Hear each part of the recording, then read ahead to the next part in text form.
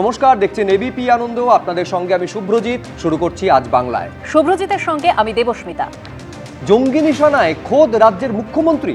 বর্ধমান থেকে বেঙ্গল এসটিএফ এর হাতে হামিম মণ্ডলের গ্রেফতারির পর বড় হয়ে দাঁড়াচ্ছে এই প্রশ্ন। জঙ্গি সংগঠন থেকে শুরু করে পাক গুপ্তচর সংস্থাকে কি তথ্য পাঠিয়েছিল, কি পরিকল্পনা ছিল এই হামিমের, নিজেদের হেফাজতে নিয়ে তা জানার চেষ্টায় তদন্তকারীরা। আবার অন্যদিকে তদন্তকারীদের অনুসন্ধানে বীরভূমে টুলু মণ্ডলের পেল্লাই সাম্রাজ্যের হদিশ। প্রায় 150 কোটি নগদ, কয়েকশো গাড়ি, সোনা, রূপো, প্লাটিনামের অলংকার কি নেই। রাজকোষের ডাকাতি করে বীরভূমের বেতাজ বাদশা যে হয়ে উঠেছিল টুলু, তার জন্য সরাসরি মমতা বন্দ্যোপাধ্যায়কে নিশানা করেছেন মুখ্যমন্ত্রী শুভেন্দু অধিকারী। এ নিয়ে আমরা আজকের আলোচনা শুরু করব, তার জন্য স্টুডিওতে অতিথিরা রয়েছেন। তবে শুরুতেই যে প্রতিবেদন আপনাদের সামনে রাখবো, রাজ্যে কি ফের সক্রিয় হচ্ছে জঙ্গি মডিউল?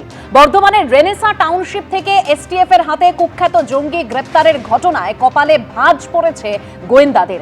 সূত্রের খবর, ধৃতের সঙ্গে প্রত্যক্ষ যোগাযোগ রয়েছে পাকিস্তানের আইএসআই এর। পাশাপাশি পুলওয়ামা হামলার চক্রী সাজ্জাদ ভাটেরও ঘনিষ্ঠ ধৃত জঙ্গি হামিম মণ্ডল। ধৃতের থেকে মিলেছে মুখ্যমন্ত্রীর গতিবিধি সংক্রান্ত তথ্য। দেখুন।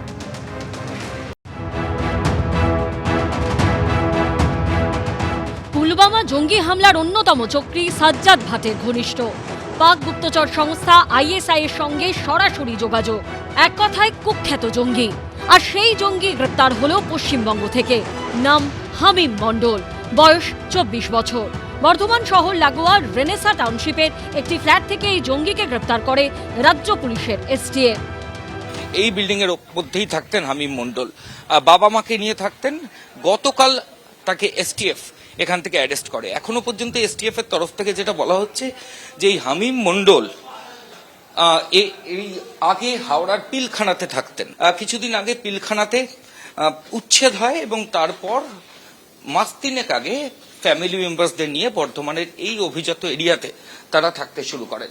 পাকিস্তানের বিভিন্ন জঙ্গি গোষ্ঠীর সঙ্গে তথ্য আদান প্রদান হোয়াটসঅ্যাপ এবং বিভিন্ন মেসেঞ্জারের মাধ্যমে কিন্তু এই হামিম মণ্ডল করত, এমনটাই এসটিএফ এর তরফ থেকে বলা হচ্ছে। উদ্বেগের বিষয় হলো, ধৃত জঙ্গি হামিম মণ্ডলের থেকে উদ্ধার হয়েছে মুখ্যমন্ত্রী শুভেন্দু অধিকারীর গতিবিধি সংক্রান্ত তথ্য। এসটিএফ সূত্রে দাবি, মুখ্যমন্ত্রীকে ফলো করার নির্দেশ দেওয়া হয়েছিল কুখ্যাত এই জঙ্গিকে। যেটা সব থেকে আশঙ্কার এবং যাতে তদন্ত শুরু হয়েছে পুরো দমে এসটিএফ এর তরফে, সেই খবরটা এবার দেব। তার কাছ থেকে আমাদের রাজ্যের মুখ্যমন্ত্রী শুভেন্দু অধিকারীর লোকেশন, তাকে ফলো করার নির্দেশ, মোবাইল চার্ট ইত্যাদি উদ্ধার হয়েছে। এই বিষয়টা নিঃসন্দেহে রাজ্য পুলিশ এবং এসটিএফ কে চিন্তায় রেখেছে এবং এই বিষয়ে অনুসন্ধান চলছে। তাহলে কি এ রাজ্যে বসেই মুখ্যমন্ত্রী শুভেন্দু অধিকারীর উপর হামলার ষড়যন্ত্র করা হচ্ছিল? It's a very sensitive issue. এটা ইন্টারন্যাশনাল কানেকশনের বিষয় আছে, ন্যাশনাল সেফটি সিকিউরিটির বিষয় রয়েছে। গোপন সূত্রে খবর পেয়ে বৃহস্পতিবার সকাল 7:30 নাগাদ বর্ধমান শহরের রেনেসা হাউসিং এ পৌঁছে যান রাজ্য পুলিশের এসটিএফ এবং বর্ধমান থানার পুলিশ অফিসাররা। সেই সময় আবাসনেরই জিমে ছিলেন কুখ্যাত জঙ্গি হামিম মণ্ডল। পুলিশ আধিকারিকরা সরাসরি সেখানে গিয়ে তাকে গ্রেপ্তার করে। ও আপনার लगभग 2 মাস আগেই বোধহয়, সম্ভবত 2-3 মাস আগে হবে। কারা কারা থাকতো বাড়িতে? বাড়িতে থাকতো 5 জন টোটাল, ওর মা বাবা আর প্লাস 3 ভাই বোন, ওরা 2 ভাই 1 বোন। সূত্রের দাবি, বিভিন্ন সোশ্যাল মিডিয়ার মাধ্যমে সরাসরি পাকিস্তানে যোগাযোগ ছিল হামিম মণ্ডলের। আইএসআই এবং সাজ্জাদ ভাট গ্রুপের সঙ্গে বার্তা আদান প্রদান হতো। একটা চক্র কাজ করছে বেশ কিছুদিন ধরে ভারতবর্ষে। গত 6 মাস তাদের মানে পদচিহ্ন ভারতবর্ষের অনেকগুলো রাজ্যে দেখা গেছে।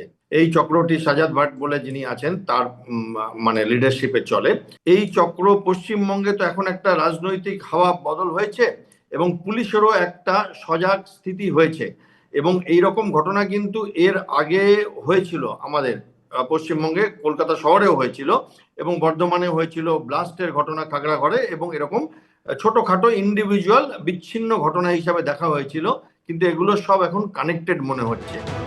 শুক্রবার বর্ধমান আদালতে তোলা হলে ধৃত জঙ্গি হামিম মণ্ডলকে 14 দিনের পুলিশ হেফাজতের নির্দেশ দেন বিচারক। ময়ূর ঠাকুর চক্রবর্তী, কমল কৃষ্ণ দে ও রানা দাসের রিপোর্ট, এবিপি আনন্দ।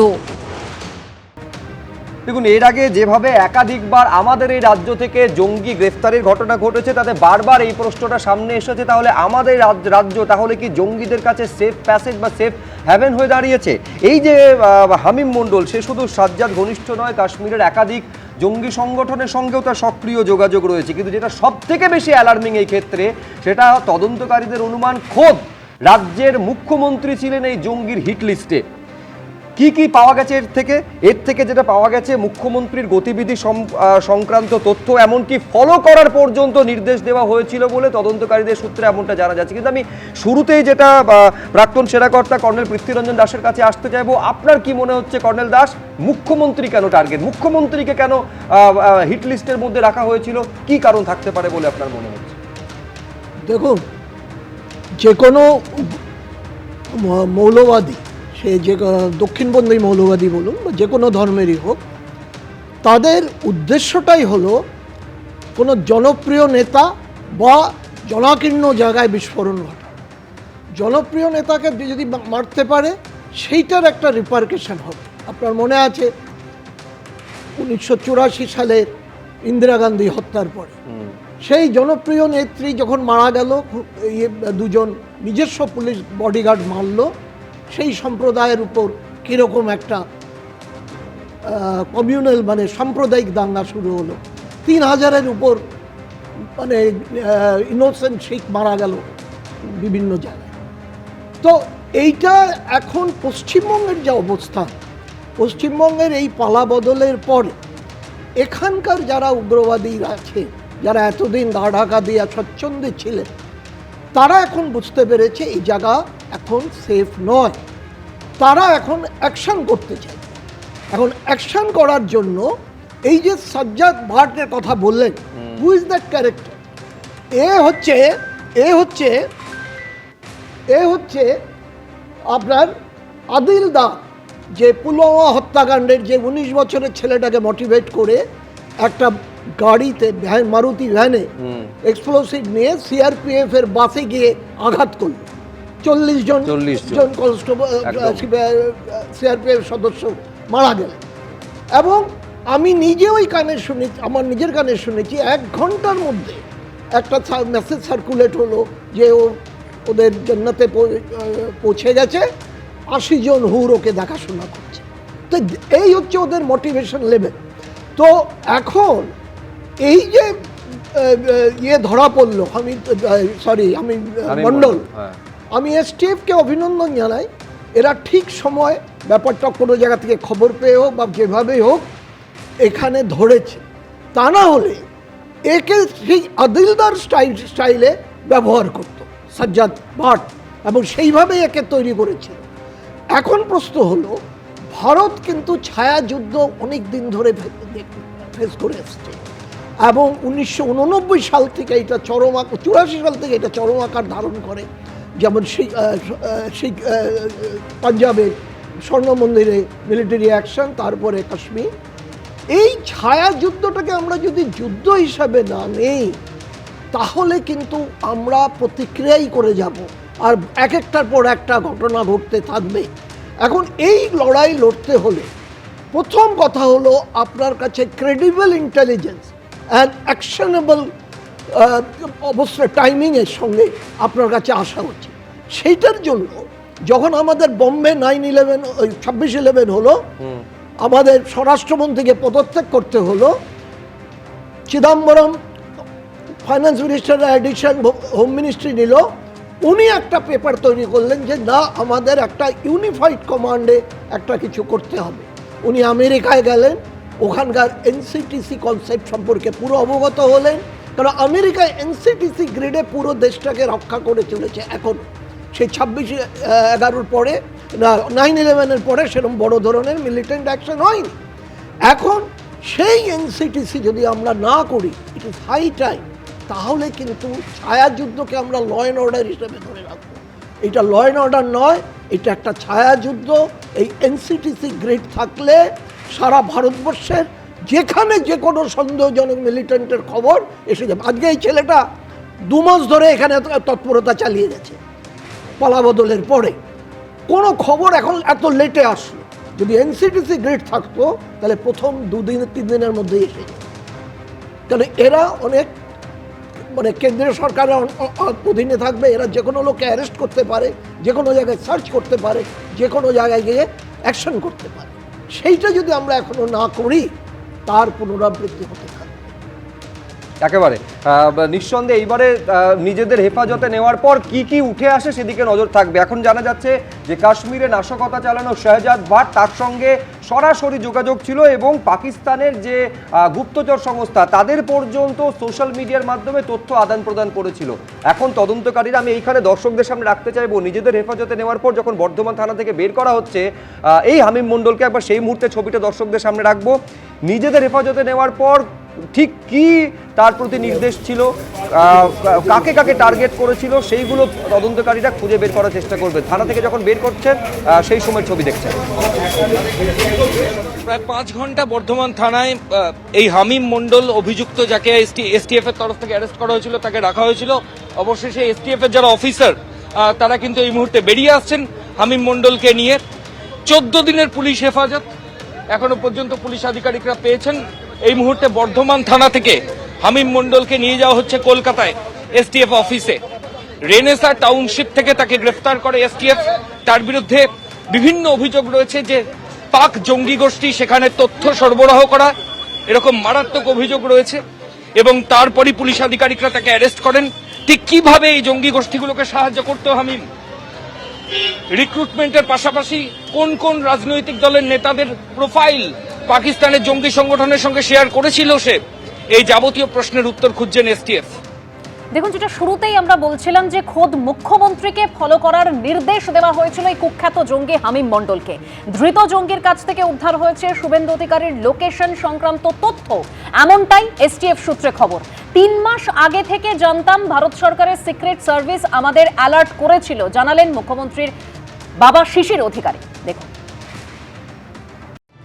বর্ধমান শহরের আবাসন থেকে জালে জঙ্গি, তাও আবার যে সে জঙ্গি নয়, পুলওয়ামা জঙ্গি হামলার অন্যতম চক্রী সাজ্জাদ ভাটের ঘনিষ্ঠ।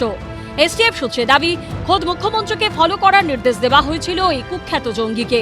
এসটিএফ সূত্রে আরও দাবি, ধৃত জঙ্গির কাছ থেকে উদ্ধার হয়েছে মুখ্যমন্ত্রী শুভেন্দু অধিকারীর লোকেশন সংক্রান্ত তথ্য। ইনিশিয়ালি এটা নিয়ে আমার অন্তত কিছু বলা উচিত নয়, এটা এসটিএফ ডিটেলসে বলবে। আজকে পিসি নেবে বর্ধমানে, তারপরে তাদের কাছে এলে তারা আরও ইলেকট্রনিক ডিভাইসগুলোকে অ্যাসেসমেন্ট করতে হবে। এটা তো ন্যাশনাল সিকিউরিটি আমার একার কথা নয়। 3 মাসও হয়নি রাজ্যে বিজেপি সরকার এসেছে। ক্ষমতায় এসেই সীমান্ত সুরক্ষিত করতে উদ্যোগী হয়েছেন শুভেন্দু অধিকারী। কাঁটাতার বসানোর জন্য বিএসএফ এর হাতে তুলে দিয়েছেন জমি। তার সঙ্গে কি এই ঘটনার কোনো যোগ রয়েছে? নতুন যে সরকার, সেই সরকার তো রাষ্ট্রবাদী সরকার। তারা তো পশ্চিমবঙ্গকে পশ্চিম বাংলাদেশ কিংবা বাঙালিস্তান কিসব বেরিয়েছিল, আরও কিসব বানানোর চক্রান্তের সঙ্গে তো যুক্ত হতে পারে না। সেই জন্য এই সরকারের যিনি মুখ্যমন্ত্রী শ্রী শুভেন্দু অধিকারী, তাকে টার্গেট করা হয়েছে। এই ধরনের জঙ্গি সংগঠনগুলো সাধারণ মানুষকেও খুন করে দেয়, যেখানে সেখানে বোমা বিস্ফোরণ আমরা তো দেখেছি ভারতবর্ষের বিভিন্ন জায়গায়। সেনা জওয়ানদের মেরে দিয়ে গেল পুলওয়ামায়। ফলে নিশ্চিতভাবে মুখ্যমন্ত্রীকে নিরাপদ রাখা উচিত, পাশাপাশি এমনভাবে জঙ্গি দমন করা উচিত যাতে সেনাদের প্রাণও না যায়, সাধারণ মানুষের প্রাণও না যায়। মুখ্যমন্ত্রীর বাবা প্রাক্তন সাংসদ শিশির অধিকারী জানিয়েছেন, এই আশঙ্কা নাকি আগে থেকেই করেছিলেন গোয়েন্দারা। আমরা 3 মাস আগে থেকে জানতাম, ভারত সরকারের সিক্রেট সার্ভিস আমাদের অ্যালার্ট করেছিল মোদিজি এবং শুভেন্দুর আক্রমণ হতে পারে, এবং বাংলাদেশ থেকে বিরাট জঙ্গি গোষ্ঠী আপনার বাংলাদেশ হয়ে অথবা পাকিস্তান হয়ে ভারতে ঢুকেছে, এবং তারা নিশ্চয়ই মোদিজি এবং শুভেন্দুকে টার্গেট করেছে। ভয়ঙ্কর ব্যাপার যে ক্রস বর্ডার টেরোরিজম, বর্ডারের ওপার থেকে যদি লোক এসে এখানে অপারেট করে, এবং যা শোনা যাচ্ছে যে রাজ্যের মুখ্যমন্ত্রী তার গোটা মুভমেন্টের ডিটেল সেটা তার কাছে রয়েছে। ব্যাপারটা অসম্ভব সিরিয়াস। রাজ্যের নির্বাচিত মুখ্যমন্ত্রী টার্গেট, এটা একটা ভয়ঙ্কর ঘটনা। এই ঘটনা ভাবাচ্ছে নিরাপত্তা বিশেষজ্ঞদেরও।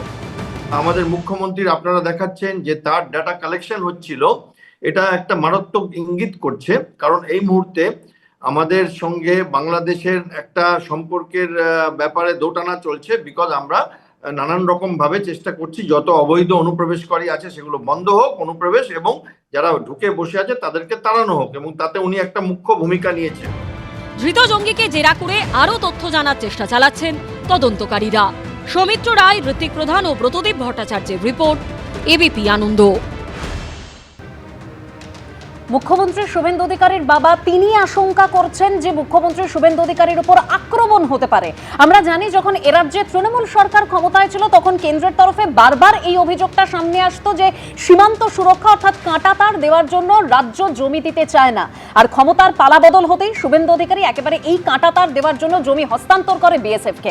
আমি এখান থেকে শান্তনদার কাছে আসবো। শান্তনদা, এই হামিম মণ্ডলের গ্রেপ্তারির পর এটা আরো বেশি করে জোরালো হচ্ছে যে সীমান্ত সুরক্ষা কতটা প্রয়োজনীয়। সীমান্ত সুরক্ষা তো সবসময় প্রয়োজন, অত্যন্ত বেশি মাত্রায় প্রয়োজন। তবে এক হামিদ মণ্ডল গ্রেপ্তার হয়েছে, এরকম আরও অনেক হামিদ মণ্ডল লুকিয়ে থাকতে পারে। বর্ধমানে থাকতে পারে, কলকাতায় থাকতে পারে, মুর্শিদাবাদে থাকতে পারে, নদিয়ায় থাকতে পারে, উত্তরবঙ্গে থাকতে পারে, এমনকি পুরুলিয়া বাঁকুড়াতেও থাকতে পারে। তার জন্য আমাদের যারা কাজ করেছেন, একে গ্রেপ্তার করেছেন, সেই সমস্ত এজেন্সি, ভারত সরকার হোক বা রাজ্য সরকার, তাদেরকে আরও সক্রিয় হতে হবে এবং এই ধরনের আরও যারা লুকিয়ে আছে, কারণ খুব বড় ঘটনা যে মুখ্যমন্ত্রীর লোকেশনে ট্র্যাক করছিল, তার মানে একজন ট্র্যাক করেছে এমন নয়, আমার আশঙ্কা একটা গ্রুপ ট্র্যাক করছে এবং বাকি সদস্যরা হয়তো এদিক ওদিক লুকিয়ে আছে এখনও, বা তারা একজন গ্রেপ্তার হয়েছে গা ঢাকা দিয়ে দিতে পারে, বাংলাদেশে পালিয়ে যাওয়ার চেষ্টা করতে পারে। এই রাজ্য এখন তাদের ক্ষেত্রে নিরাপদ নয়। কয়েকদিন আগে অবধি নিরাপদ ছিল, এখন নিরাপদ নয়। এখন পশ্চিমবঙ্গ সরকার ভারত সরকারের মতোই এদের বিরুদ্ধে প্রোঅ্যাক্টিভ নীতিতে নেমেছে যে আমরা এদেরকে তারা আক্রমণ করার আগে তাদের বিরুদ্ধে আমাদের নামতে হবে। তার জন্য এক্ষেত্রে নীতিতে একটা বড়সড় পরিবর্তন এসেছে। এখন কোনো রকমভাবে এই ধরনের যে টেরর মডিউল আছে, স্লিপিং সেল আছে, একটা সময় এমন হয়েছিল যে পশ্চিমবঙ্গের পুলিশ জানতে পারতো না, অন্য রাজ্যের পুলিশ কিংবা কেন্দ্রের গোয়েন্দা সংস্থাগুলো এসে এখান থেকে টেররিস্টদের বা সন্ত্রাসবাদীদের ধরে নিয়ে যেত। সে মুর্শিদাবাদ হোক, মালদা হোক, নদিয়া হোক, এমনকি বছর দুয়েক আগে সারা রাত ধরে এনআইএ অপারেশন করে মুর্শিদাবাদ থেকে ধরে নিয়ে গেছে। লোকাল থানা পর্যন্ত জানতে পারেনি, কারণ একটা কথা হতো যদি লোকাল থানাকে জানিয়ে এনআইএ আসে তাহলে অপরাধীরা পালিয়ে যেতে পারে। এরকম অনেক সম্ভাবনার আগের সময় ছিল। না, শুধু এনআইএ বলতে হবে না, এই কয়েক মাস আগে সলিলে আরও ভালো বলতে পারবেন, আমি শান্তদার কাছে আসবো, সেটা হচ্ছে অসম পুলিশ। আপনারা জানেন যে অপারেশন প্রঘাত বলে একটা কর্মসূচি নিয়েছিল অসম পুলিশ, এই রাজ্য থেকে তো জঙ্গি ধরা পড়েছিল। একদম ঠিক, আপনি যেটা বলছেন একদম ঠিক কথা বলছেন, বাস্তব সত্য। আমি সেটাই বারবার বলতে চাই, এক্ষেত্রে নীতিতে বড় সড়ো একটা পরিবর্তন হয়েছে, ফলে প্রশাসন পুলিশ এখন অনেক প্রোঅ্যাক্টিভ, অনেক সজাগ। বিএসএফকে জমি দেওয়া হয়েছে, 1 মাসের মধ্যে জমি দিয়ে দিয়েছে, আরও কিছু জমি দেওয়া বাকি আছে, সম্ভবত কয়েকদিনের মধ্যেই দিয়ে দেবে, যদি এর মধ্যে দিয়ে থাকেন তো আমার জানা নেই, কিন্তু সম্ভবত কিছু বাকি থাকলেও থাকতে পারে, কিন্তু অধিকাংশ জমি হস্তান্তর হয়েছে। অনুপ্রবেশ আস্তে আস্তে বন্ধ হবে, কারণ কাঁটাতারের বেড়াগুলো দেওয়া হবে, সেখানে সেগুলো সম্পূর্ণ হবে। কিন্তু টেরর মডিউল যেটা আছে, কারণ এই যে বাংলাদেশটাকে গ্রেটার বাংলা একটা তৈরির পরিকল্পনা, দীর্ঘদিনের পরিকল্পনা, সেই 30-এর দশক 40-এর দশকের পরিকল্পনা, একদিকে যেটা আনফিনিশড এজেন্ডা পাকিস্তান বলে কাশ্মীর নিয়ে, তেমন একটা গ্রেটার বাংলা তৈরির পরিকল্পনা এই মডিউলগুলোর মাধ্যমে আছে, এই জেহাদিদের মডিউলে আছে। সেটা আপনি খাগড়াগড় বলুন, বিভিন্ন ঘটনা বলুন, এমনকি কলকাতাতে আমেরিকান সেন্টারের আক্রমণের ঘটনা বলুন, প্রত্যেকটা ঘটনা পার্ট অফ দ্যাট প্ল্যান, সেই প্ল্যানের সেই চিন্তার এক একটা অংশ। যদিও আমি পার্থক্যটা শুধু আপনাদের সামনে বলতে চাই, খাগড়াগড় ঘটনার পরে ওখানকার লোকাল এসপি বলেছিলেন বোমা ফাটেনি, গ্যাসের সিলিন্ডার ফেটেছে, কিন্তু এখানে দেখছেন এসটিএফ সক্রিয়ভাবে গ্রেপ্তার করছে এবং পুরো প্রশাসন গ্রেপ্তার করেছে। দ্বিতীয় আমি পার্থক্য বলতে চাই, খাগড়াগড় ঘটনার পরে তৎকালীন মুখ্যমন্ত্রীর একটা স্টেটমেন্ট ছিল, আপনাদের আর্কাইভে আজও আছে, যে আমি কেন্দ্রের মন্ত্রী ছিলাম, আমরা জানি অনেক সময় এরকম বিস্ফোরণ করে থাকে। এই কথা পর্যন্ত তৎকালীন মুখ্যমন্ত্রী ভয়ঙ্কর কথা ভারতের একটা এজেন্সি, সরকারি এজেন্সি, গোয়েন্দা সংস্থা, তাদের সম্পর্কে বলেছিলেন। আর আজকের মুখ্যমন্ত্রী দেখুন, তিনি বলছেন আমি কিছু বলবো না। এই ব্যাপারটা শুধু আমার বিষয়ে নয়, এটা এসটিএফের বিষয়েও শুধু নয়, এটা কেন্দ্রেরও বিষয়, কারণ জাতীয় নিরাপত্তার সঙ্গে বিষয়গুলো যুক্ত থাকে। এই পার্থক্যটা বুঝতে হবে, আগের সরকারের সঙ্গে বর্তমান সরকারের পার্থক্য। তার জন্য প্রোঅ্যাক্টিভ নীতিতে বর্তমান পশ্চিমবঙ্গ সরকার চলেছে, যেটা কেন্দ্রের মোদিজির সরকার চলেছে। দেখবেন মুম্বাইয়ের যে ঘটনা ঘটেছিল 2008 সালে, বিজেপি সরকার গত 12 বছর কেন্দ্রে ক্ষমতায় আছে, আর কিন্তু মুম্বাইয়ের মতো ধারে কাছে কোনো ঘটনা ঘটেনি, পুলওয়ামার একটি ঘটনাকে বাদ দিলে। পুলওয়ামার একটি ঘটনা, যে ঘটনায় আমাদের সেনাবাহিনীর অনেকে মারা গেছেন, পরবর্তী সময়ে কজন ট্যুরিস্ট মারা গেছেন, কিন্তু যে 350 মানুষ যেমন মুম্বাইতে মারা গেছিলেন সেরকম কোনো ঘটনা এখনও, কিন্তু ঘটনার পরিকল্পনা হয়েছিল, বিভিন্ন স্তরে পরিকল্পনা হয়েছে, সেটা এক্সিকিউট করতে পারেনি, কারণ আমাদের সংস্থাগুলো আগের থেকে এখন অনেক সজাগ। আমি কখনোই বলবো না সংস্থারা আগে সজাগ ছিলেন না, তারা তখনও সজাগ ছিলেন, কিন্তু এটা পলিটিক্যাল ইন্টারফেয়ারেন্স কোথাও ছিল, এখন সেই পলিটিক্যাল ইন্টারফেয়ারেন্সটা নেই। বেশ, পলিটিক্যাল ইন্টারফেয়ারেন্স একটা গুরুত্বপূর্ণ কথা বলছেন, যে পলিটিক্যাল ইন্টারফেয়ারেন্সের জন্য এতদিন পর্যন্ত জঙ্গিরা এই রাজ্যকে নিজেদের অত্যন্ত নিরাপদতম আশ্রয় বলে মনে করত, যেটা এখন জঙ্গিরা মনে করতে পারছে না, যে কারণে মুখ্যমন্ত্রী একেবারে কার্যত হিট লিস্টে রয়েছে অনির্বাণ বন্দ্যোপাধ্যায়। এইসব ফেক ন্যারেটিভ ছড়ানো ছাড়া বিজেপির কোনো কাজ নেই। 12 বছর তারা সরকারে আছে, পুলওয়ামার মতো ভয়ঙ্কর হামলা, কতজন আমাদের সেনাবাহিনীর জওয়ান মারা গেলেন, তার কি তদন্ত হয়েছে, কে ধরা পড়েছে, কি তার রেজাল্ট কেউ জানে না। আর তারপরে পেহেলগামের মতো ঘটনা, সেখানে কোন পলিটিক্যাল ইন্টারফেয়ারেন্সটা ছিল? এই দিল্লি শহরে মাত্র কিছু মাস আগে, 1 বছর বোধহয় এখনও হয়নি, সেখানে জঙ্গি হামলা হয়ে গেল। অমিত শাহ স্বরাষ্ট্রমন্ত্রীর দায়িত্বে, দিল্লি পুলিশের দায়িত্বে, একের পর এক হামলা হচ্ছে, সাধারণ মানুষের প্রাণ যাচ্ছে, সেনাবাহিনীর জওয়ানরা ছাড় পাচ্ছেন না। আর সায়ন্তনদা এমনভাবে বললেন যেন পুলওয়ামা কোনো ব্যাপারই না, হয়েছে তো কী হয়েছে। নিশ্চয়ই মুম্বাই হামলা ভয়ঙ্কর ঘটনা, আমাদের দেশ হিসেবে আমরা একাধিক ভয়ঙ্কর হামলার সাক্ষী থেকেছি, কিন্তু কোনো অবস্থাতেই বিজেপি বাদ দিয়ে আর কোনো দল এইভাবে জঙ্গি হামলার ঘটনার দায় বিরোধী দলগুলির ওপর কোনোদিন চাপায়নি। কংগ্রেস তো সেই সময় বিজেপির ওপর চাপিয়ে দিতে পারত, সেরকম তো কিছু করেনি। এই সরকারের কাজ হচ্ছে নিজের ব্যর্থতা ঢাকার জন্য তারা বিভিন্নভাবে অপোজিশন পলিটিক্যাল পার্টি লিডার ইত্যাদিদের ঘাড়ে চাপিয়ে দেবে, এদিকে নিজেরা একের পর এক ব্যর্থ হয়ে যাবে। এই যে খাগড়াগড়ের ঘটনা এতবার করে সায়ন্তনদারা বলেন, সেই সময় শুভেন্দু অধিকারী কোন সরকারের অংশ ছিলেন? আজকে যে শুভেন্দু অধিকারীকে স্যার স্যার বলতে হচ্ছে, দুবেলা সেলুট টুকতে হচ্ছে, সেই সময় খাগড়াগড়ের ঘটনা নিয়ে বিজেপি যখন সমালোচনা করতো, এই শুভেন্দু অধিকারী কোন জবাবটা দিতেন? সুতরাং এই ধরনের ইস্যু আমি মনে করি কোনোভাবেই পার্টিজান পলিটিক্সের ইস্যু হতে পারে না। এখানে সরকারি এজেন্সি, সে স্টেটের হোক, সেটা সেন্ট্রালের হোক, ইউনিয়ন গভর্নমেন্টের হোক, তারা নিজেদের মতো কোঅর্ডিনেশন মেনটেন করে কাজ করবেন। এখানে কোনো পলিটিক্যাল প্রোপাগান্ডা করে আমি শুধুমাত্র নিজের ব্যর্থতা ঢেকে যাব, এইটা চলতে পারে না। 2016 চলেছে কেন বলছি অনির্বাণ, আজকে মুখ্যমন্ত্রী সাংবাদিকদের মুখোমুখি হয়েছিলেন, সেখানে তিনি বলছেন যে 22 সালে খোদ দেশের স্বরাষ্ট্রমন্ত্রী নবান্নে এসেছিলেন পূর্বাঞ্চলীয় একটা বৈঠক করার জন্য, যেখানে এই যে একেবারে বর্ডার সিকিউরিটিকে যাতে আরো বেশি বিফট আপ করা যায়, কার্যত জমি চেয়েও সেখানে পাওয়া যায়নি। অর্থাৎ এই সীমান্ত সুরক্ষাটা অগ্রাধিকার দেওয়া তৎকালীন রাজ্য সরকারের তালিকাতেই ছিল না। বুঝলাম, আমি যদি আপনার কথা তর্কের খাতিরে মেনে নিলাম অগ্রাধিকার তালিকাতে ছিল না, তাহলে কাশ্মীরে যে পরপর হামলাগুলো হলো, দিল্লিতে যে হামলাগুলো হলো, সেখানে কাদের সরকার রয়েছে? সেখানে কোন অগ্রাধিকারটা কোন তালিকায় ছিল? সুতরাং এই ধরনের কথা স্রেফ নিজেদের ব্যর্থতা ঢাকার অপচেষ্টা ছাড়া কিচ্ছু নয়। আবারও আপনাকে বলছি, 12 বছর হয়ে গেল বিজেপি সরকার রয়েছে, তারা নোটবন্দি করেছিল 2016 সালে, কি দাবি করেছিল? যে আমরা সন্ত্রাসবাদীদের কোমর ভেঙে দেবো। 2016 পর কতগুলি হামলা ঘটেছে, আপনি শুধুমাত্র কাশ্মীর, জম্মু কাশ্মীর ধরে নিন, সেখানে একের পর এক ছোট বড় মাঝারি একের পর এক হামলা হয়ে গেছে। এই মাত্র কিছুদিন আগে একজন পুলিশ কর্মী, সম্ভবত যদি আমার ভুল না হয়, তিনি হামলার শিকার হয়েছেন, সাধারণ মানুষও শিকার হয়েছেন। এছাড়া উড়িতে আমাদের একদম ডিফেন্সের বেসের মধ্যে যেভাবে হামলা হয়েছিল, সেখানে জবাবদিহিটা কে করবে? দেখুন, আমি আবার আপনাকে বলছি, এই ধরনের হামলার ক্ষেত্রে আমি মনে করি না যে পার্টিজান পলিটিক্সের কোনো জায়গা থাকতে পারে। এখানে পার্টি পলিটিক্সের আমাদের এই রাজ্য থেকে কতগুলো জঙ্গি ধরা পড়েছে এবং কিভাবে জঙ্গিরা বারবারে আমাদের রাজ্য, আমাদের এই শহরকে প্যাসেজ হিসাবে ব্যবহার করতে, সেই তালিকাটাও তো একাধিক রাজ্য থেকে ধরা পড়েছে। এখানে আমি একটা জিনিস পয়েন্ট আউট করবো, পেহেলগামে কেউ ধরাই পড়েনি, আটকানো দূরের কথা, তারা হেঁটে হেঁটে এসছে, হেঁটে হেঁটে মেরে দিয়ে চলেও গেল। সেখানে কারা ধরা পড়লো, কেন আটকালো না গেল, জবাবদিহিটা কে করবে? সরকার এই জবাবদিহি করবে না, শুধুমাত্র বিরোধী শাসিত রাজ্য হলে তার ঘাড়ে আমি দায় চাপিয়ে দেবো যে এদের জন্য এত কিছু হচ্ছে। তাহলে আপনি নিজে কি করেছেন?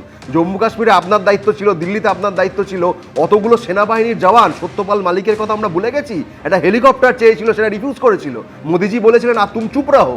এগুলো নিয়ে চর্চা হবে না? তাহলে জঙ্গিদের সাহায্যকারী হিসেবে যদি এই সরকারের দিকে কেউ আঙুল তোলে, সেটা কি ঠিক হবে? আমরা সেটা একদম করতে চাই না। তারা ব্যর্থ হয়েছেন, কিন্তু কোনোভাবে বিজেপি ইনভলভড এই ধরনের কথা আমরা বলতে চাই না, কিন্তু তারা বাধ্য করছেন এই সন্দেহ প্রকাশ করতে যে নিজেরা যেভাবে ব্যর্থ হয়েছেন তৃণমূল কখনো চাপিয়ে দিচ্ছে ঘাড়ে, কংগ্রেসের ঘাড়ে চাপিয়ে দিচ্ছে, অমুক তমুক চাপিয়ে দিচ্ছে। আরে ভাই, সরকারে আপনারা আছেন 12 বছর ধরে, এই 12 বছরে এতগুলো জঙ্গি হানা আটকাতে না পারার দায় এবং দায়িত্ব সবটাই আপনাদের। শান্তদার উত্তর আমরা নেব, তবে এই যে হামিম মন্ডলকে গ্রেপ্তার করা হলো, এই হামিম মন্ডল সম্পর্কে যে তথ্য এখন অবধি সামনে আসছে যে ইনস্টাগ্রাম, মেসেঞ্জার, হোয়াটসঅ্যাপ সহ একাধিক অ্যাপের মাধ্যমে পাকিস্তানের সঙ্গে যোগাযোগ ছিল, দায়িত্ব ছিল জঙ্গি মডিউলের রিক্রুটমেন্টের, গুরুত্বপূর্ণ রাজনৈতিক ব্যক্তিত্বদের গতিবিধি থেকে তাদের সম্পর্কে তথ্য সংগ্রহ, বিভিন্ন জায়গায় রেকি করা, এরকমই একাধিক দায়িত্ব ছিল ধৃত এই জঙ্গির ওপরে। এখন কোথায় কোথায় সেই তথ্য পাঠানো হয়েছে সেই সব প্রশ্নেরই উত্তর খুঁজছে তদন্তকারীরা। দেখুন, কেতা দুরস্ত চেহারা, শরীর ফিট রাখতে নিয়মিত জিম, পরনে থাকতো টি শার্ট, ট্রাউজার্স, পায়ে দামি জুতো, হাতে দামি ঘড়ি। এক ঝলক দেখে বোঝার জো নেই এই ব্যক্তি জঙ্গি। কখনো পরিচয় দিত আইটি কর্মী হিসেবে, কখনো অধ্যাপক হিসেবে, কিন্তু এসটিএফ গ্রেপ্তার করার পর জানা গেল এই শামীম মণ্ডল আসলে কুখ্যাত জঙ্গি। তারপর থেকে ধৃত জঙ্গির সম্পর্কে উঠে আসছে একের পর এক চাঞ্চল্যকর তথ্য। এসটিএফ সূত্রে খবর, ইনস্টাগ্রাম, মেসেঞ্জার, হোয়াটসঅ্যাপ, এক্স হ্যান্ডেলের পাশাপাশি একাধিক সিক্রেট অ্যাপে পাকিস্তানে যোগাযোগ করত এই জঙ্গি। সরাসরি যোগ ছিল পাকিস্তানের গুপ্তচর সংস্থা আইএসআই এবং সাজ্জাদ ভাট গোষ্ঠীর সঙ্গে।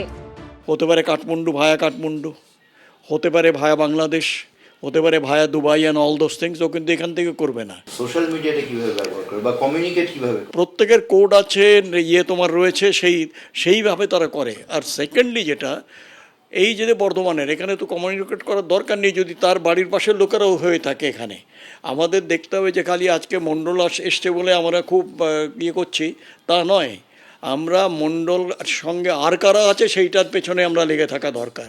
এসটিএফ সূত্রে খবর, জঙ্গি মডিউলের রিক্রুট করা এ রাজ্যের গুরুত্বপূর্ণ রাজনৈতিক ব্যক্তিত্বদের গতিবিধি ও তাদের সম্পর্কে তথ্য সংগ্রহ, একাধিক এলাকায় রেকি করার মতো কাজ করত এই হামিম। টেলিগ্রাম, হোয়াটসঅ্যাপ গ্রুপের ব্যবহার করে এরা নানান রকম ভাবে রেকি করাচ্ছে এবং ছোট ছোট টার্গেট করাচ্ছে এবং বড় টার্গেটের দিকে ট্রেনিং করিয়ে নিয়ে যাচ্ছে। সমস্তটা ঘটছে ইন্টারনেটের মাধ্যমে এবং এটা এই টেররিস্টরা ভারতবর্ষের পপুলেশনকে ব্যবহার করছে, ভারতবর্ষের বেকার মানুষকে, ভারতবর্ষের ইউথকে, ভারতবর্ষের শিশুদের যারা সোশ্যাল মিডিয়াতে থাকে তাদের ব্যবহার করছে। থেকে 10টা রাজ্যে এখন অব্দি এদের পদচিহ্ন দেখা যাচ্ছে। মুখ্যমন্ত্রী জানিয়েছেন রাজ্যের স্বরাষ্ট্র প্রতিমন্ত্রীও জঙ্গির টার্গেটে ছিল। আওয়ার এমওএস উমেশ রাই অলসো এই স্ক্যানারের মধ্যে ছিল। আমার কাছেও কয়েকটি থ্রেট এসছে। আমাকে পাকিস্তানি একটা এজেন্সি থেকে অনেকবার আমাকে থ্রেট করেছে, আমার ছেলেকে কিডন্যাপ করার থ্রেট করেছিল। আগে হাওড়ার পিলখানায় পরিবার নিয়ে থাকতো হামিম মণ্ডল। আমরা ওই রেনেসা টাউনশিপের মধ্যে রয়েছি এবং রোহিণী বলে যে বিল্ডিং, আমি প্রবীরকে একবার বলবো দেখানোর জন্য, আমার ঠিক উল্টো দিকে এই রোহিণী বিল্ডিং, এই বিল্ডিং এর 3 তলায় এই হামিম মণ্ডল সে থাকতো। মাস 2-2.5 এখানে তার পরিবারের সদস্যদের সঙ্গে সে এখানে এসেছে। এর আগে পিলখানা হাওড়ায় সে থাকতো, সেখানে উচ্ছেদের পর গোটা পরিবার এখানে থাকতে শুরু করে। এই যে হামিম মণ্ডল, এ কিন্তু একা নয়, একটা module.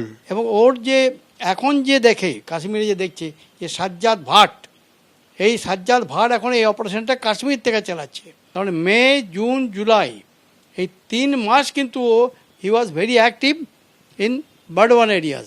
He was communicated to his master যে জৈশে Mohammad is very close to ISI. ISI সব থেকে প্রিয়পাত্র হচ্ছে জৈশে মোহাম্মদ আর মাসুদ আজহার। ওরা একটা ওয়ে আউট করছে যে কীভাবে একটা রিটালিয়েট কীভাবে করা যায়।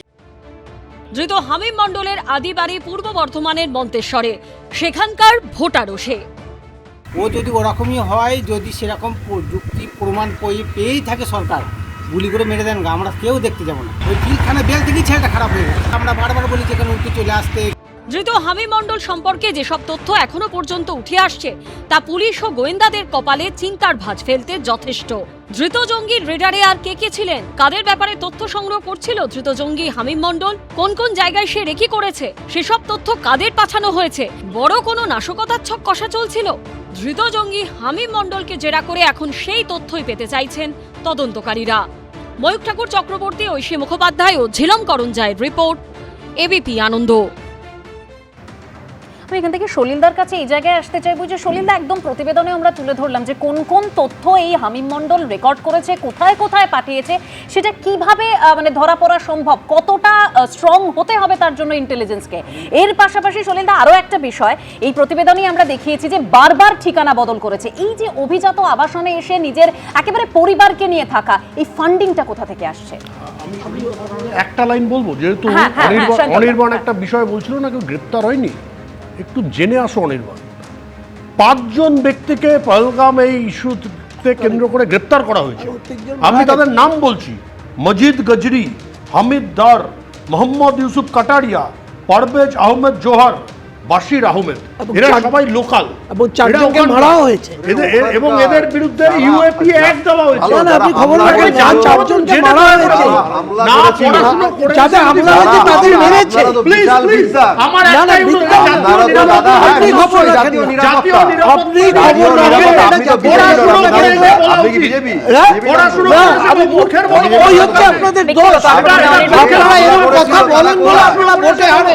বেশ বেশ বেশ, একটু সলিলদার উত্তরটা নিতে হবে। বেশ, আমি 3 জনকে থামালাম।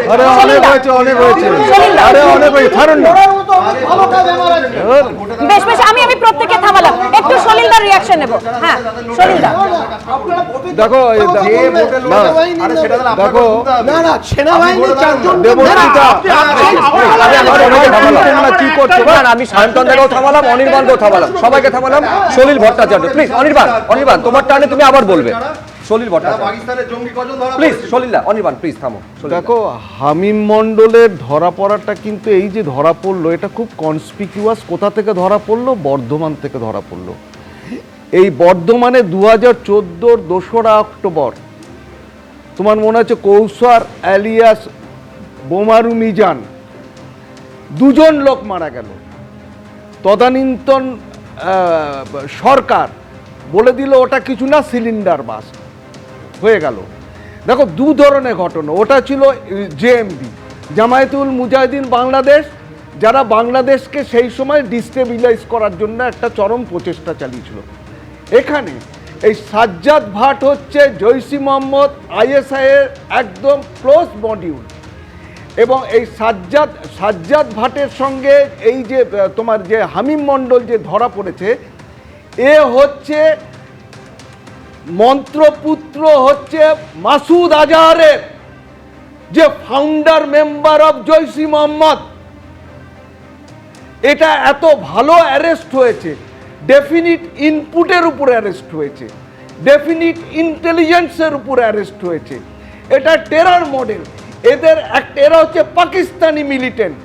এরা ডিস্টেবিলাইজ করতে চাইছে, জম্মু কাশ্মীরকে ভারতবর্ষ থেকে বিচ্ছিন্ন করার চেষ্টা করছে। এবং গোলাবাড়ি থানার আন্ডারে পিলখানাতে একটা কাপড়ের দোকানে বারকোড লাগিয়ে দেওয়ার কাজ করত। বারে 2 মাস 3 মাস 4 মাস পর পর সে অ্যাড্রেস চেঞ্জ করত। এর আগে সম্প্রতি নিউ টাউনে কিছুদিন ছিল। কিন্তু সমস্ত ইনপুট কালেকশন করছিল, স্লিপার সেল তৈরি করছিল। এখন যেটা হয়েছে, বিশেষ করে পশ্চিমবাংলার রাষ্ট্রবাদী সরকার, যারা অ্যান্টি ন্যাশনাল সম্পর্কে জিরো টলারেন্স বলে আসছে, এদের সম্পর্কে কিন্তু ইনপুট কালেকশন করা, স্লিপার সেল তৈরি করা, এটাই কিন্তু হামিম মণ্ডলের মেইন কাজ। এটা একটা বিরাট র্যাকেট আছে। আমি তোমায় বলে দিচ্ছি, রাখো, পহেলগাঁওয়ের ঘটনা, অপারেশন সিঁদুর, পুলওয়ামার ঘটনা, যেখানে প্রায় 30 থেকে 40 জন সিআরপিএফ জওয়ানকে মার্ডার করা হলো। আজকে দিল্লির ঘটনা, যে ঘটনাগুলো ঘটছে, খালি আমি রাজনীতি করব বলে রাজনীতির নোংরা পাকে এই টেরর মডিউল, টেররিস্ট গ্রুপ, তাদের অ্যাপ্রিহেনশন, তাদের হ্যান্ডিওয়ার্ক, তাদের স্লিপার সেলকে নিয়ে, এটা নিয়ে কোনো কদর্য কথা বলা উচিত না। এটা রাষ্ট্রবিরোধী, দেশ বিরোধী কথা হয়। আমাদের কিন্তু সবাইকে একত্রিতভাবে, ইউনাইটেডলি আমাদের এই টেরর মডিউলের বিরুদ্ধে মোকাবিলা করতে হবে। যেটা আমাদের মুখ্যমন্ত্রী বলেছেন যে এখন কিন্তু পুলিশের কাজ এটা ইমিডিয়েটলি এনআইএর সঙ্গে কন্ট্যাক্ট করা। এনআইএর পুলিশ স্টেশন সারা পশ্চিমবাংলায় এখন এনআইএর একটি পুলিশ স্টেশন গঠিত হয়েছে। এনআইএ কে ইমিডিয়েটলি এটা ইউএপিএতে কেস স্টার্ট করতে হবে। আমি জানি না কোন সেকশনে এসটিএফ করেছে। এখন পর্যন্ত এসটিএফ যে কাজটা করেছে, এসটিএফ স্পেশাল টাস্ক ফোর্স থেকে শুরু করে তোমার অ্যান্টি টেরোরিস্ট যে গ্রুপ যেটা আছে, আমাদের যেটা মডিউল, যেটা আমাদের যে স্ট্রেংথ আছে, যে ডিপার্টমেন্টটা আছে তারা, এবং এনআইএ, এটা কিন্তু একটা সিট গঠন করে এটাকে ক্র্যাক করতে হবে। এর সঙ্গে কারা কারা আছে, কোন কোন রাজ্যে এদের মডিউল আছে, কোন কোন রাজ্যে স্লিপার সেল নতুন করে খোলা হয়েছে, নেক্সট এদের আইটেম কি কি আছে, এটা যদি ইমিডিয়েটলি উইথ ফুল ভিগার যদি এখন অ্যাকশন না নেয়, এটা সম্পূর্ণ পুলিশ ডিপার্টমেন্টের উপর ছেড়ে দেওয়া কিন্তু অত্যন্ত ভুল এবং অন্যায় হবে। এনআইএকে এই ব্যাপারে ইমিডিয়েটলি ইনভলভ করতে হবে এবং ক্র্যাক করতে হবে যে পাকিস্তান মিলিটেন্ট থেকে কি তাদের ইনফরমেশন আসছে, কি ডিজিটাল ইনপুট আছে, মুখ্যমন্ত্রী বা ভিআইপি বা ভিভিআইপিদের সম্পর্কে কি ইনপুট তারা কালেকশন করেছে এখন পর্যন্ত।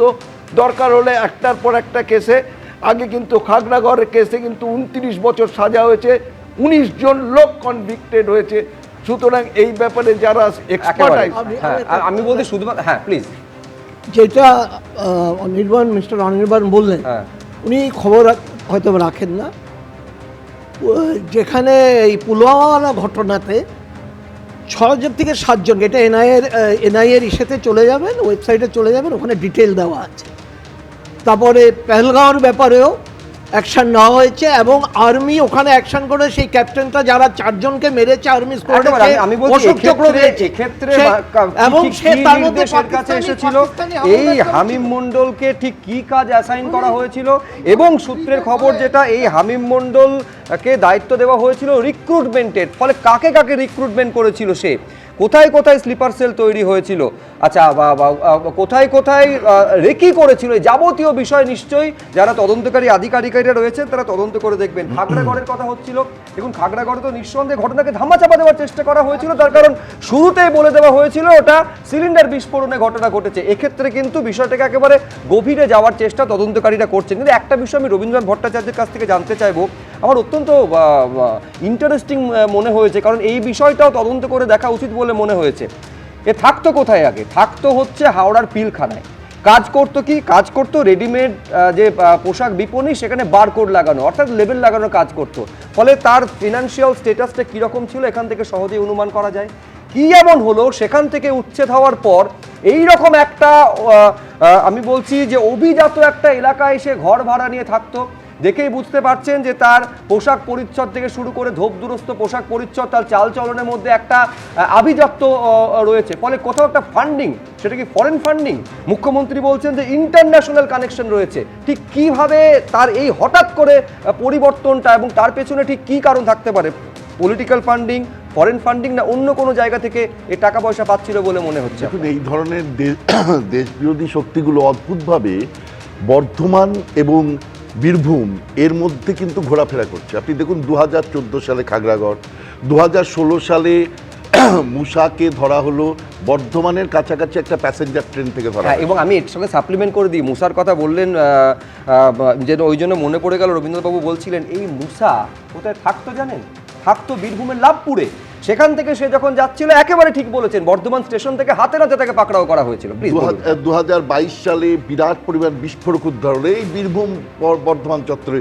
বীরভূমে এই জুলাই মাসে কদিন আগে 1200 জিলেটিন, 800 কেজি অ্যামোনিয়া নাইট্রেট, এগুলো সব উদ্ধার হলো বীরভূমের নলহাটি থানার থেকে। তার মানে একটা বিরাট চক্র যে কাজ করছে এটা পরিষ্কার, এবং এটা বলে মানে কোনোভাবে করা যাবে না যে এই টেরোরিজমের ফান্ডিং নিশ্চিতভাবে বাংলাদেশ ভায়া বাংলাদেশ অন্য কোনো রাষ্ট্র থেকে আসছে, বা বাংলাদেশেরও আনসারুল্লাহ বাংলা, জেএমবি, এই যে হুজি, এই সমস্ত যে সমস্ত সম্প্রদায় আছে তাদের মাধ্যমে আজকে তো আমরা দেখতে পাচ্ছি জয়েশ মোহাম্মদের মানে এসটিএফ যেটা বলছে জয়েসের সঙ্গে যুক্ত, তাহলে সেই রকম একটা জায়গায় চলে গেছে। দেখুন এতদিন পর্যন্ত এরা বাংলার যে বর্ডার দিয়ে এইগুলো যাদেরকে আমরা দেখতাম, মানে খাগড়াগড়ের পর্যন্ত এগুলো আমরা দেখতাম যে মানে পুলিশ যে ভার্সন বা এসটিএফ যে ভার্সনটা আমরা শুনতাম সেটা হচ্ছে এটা বর্ডার দিয়ে ঢুকে বাংলাদেশ থেকে ঢুকে ভারতের বিভিন্ন পর্যায়ে বিভিন্ন এলাকায় ছড়িয়ে পড়তো, অর্থাৎ এটা ছিল খুব সেফ জায়গা।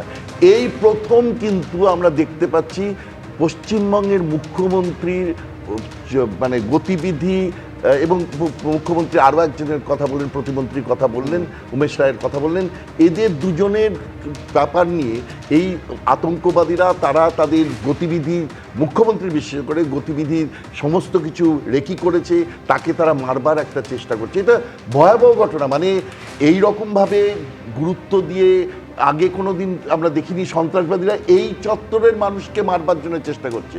অর্থাৎ কোনো একটা জায়গায় কিন্তু তারা বুঝতে পারছে যে এই রাজ্যে তাদের সেফ হেভেনটা উঠে গেছে। এবং এখানে কিন্তু পরিষ্কারভাবে মাথায় রাখতে হবে যে এখানে মানে যে কথা বুদ্ধদেব ভট্টাচার্য বলেও পিছিয়ে গেছিলেন, খারিজি মাদ্রাসা মানে অবৈধ অনিয়ন্ত্রিত মাদ্রাসা তাদের বারবারন্ত হয়েছে। আমি নিয়ন্ত্রিত মাদ্রাসার কথা একবারও বলছি না, মানে রাজ্য নিয়ন্ত্রিত যে মাদ্রাসা আছে সেগুলো নিশ্চিতভাবে তারা পঠন পাঠন নিয়ে আগ্রহী, কিন্তু অবৈধ খারিজি যে সমস্ত মাদ্রাসাগুলো রয়েছে অনিয়ন্ত্রিত, রাজ্য সরকার যাদের উপর নজর রাখছে না বা নজর রাখে না, সেই মাদ্রাসাগুলো কিন্তু ভালো করে খতিয়ে দেখা দরকার তাদের সঙ্গে কিভাবে যোগ আছে।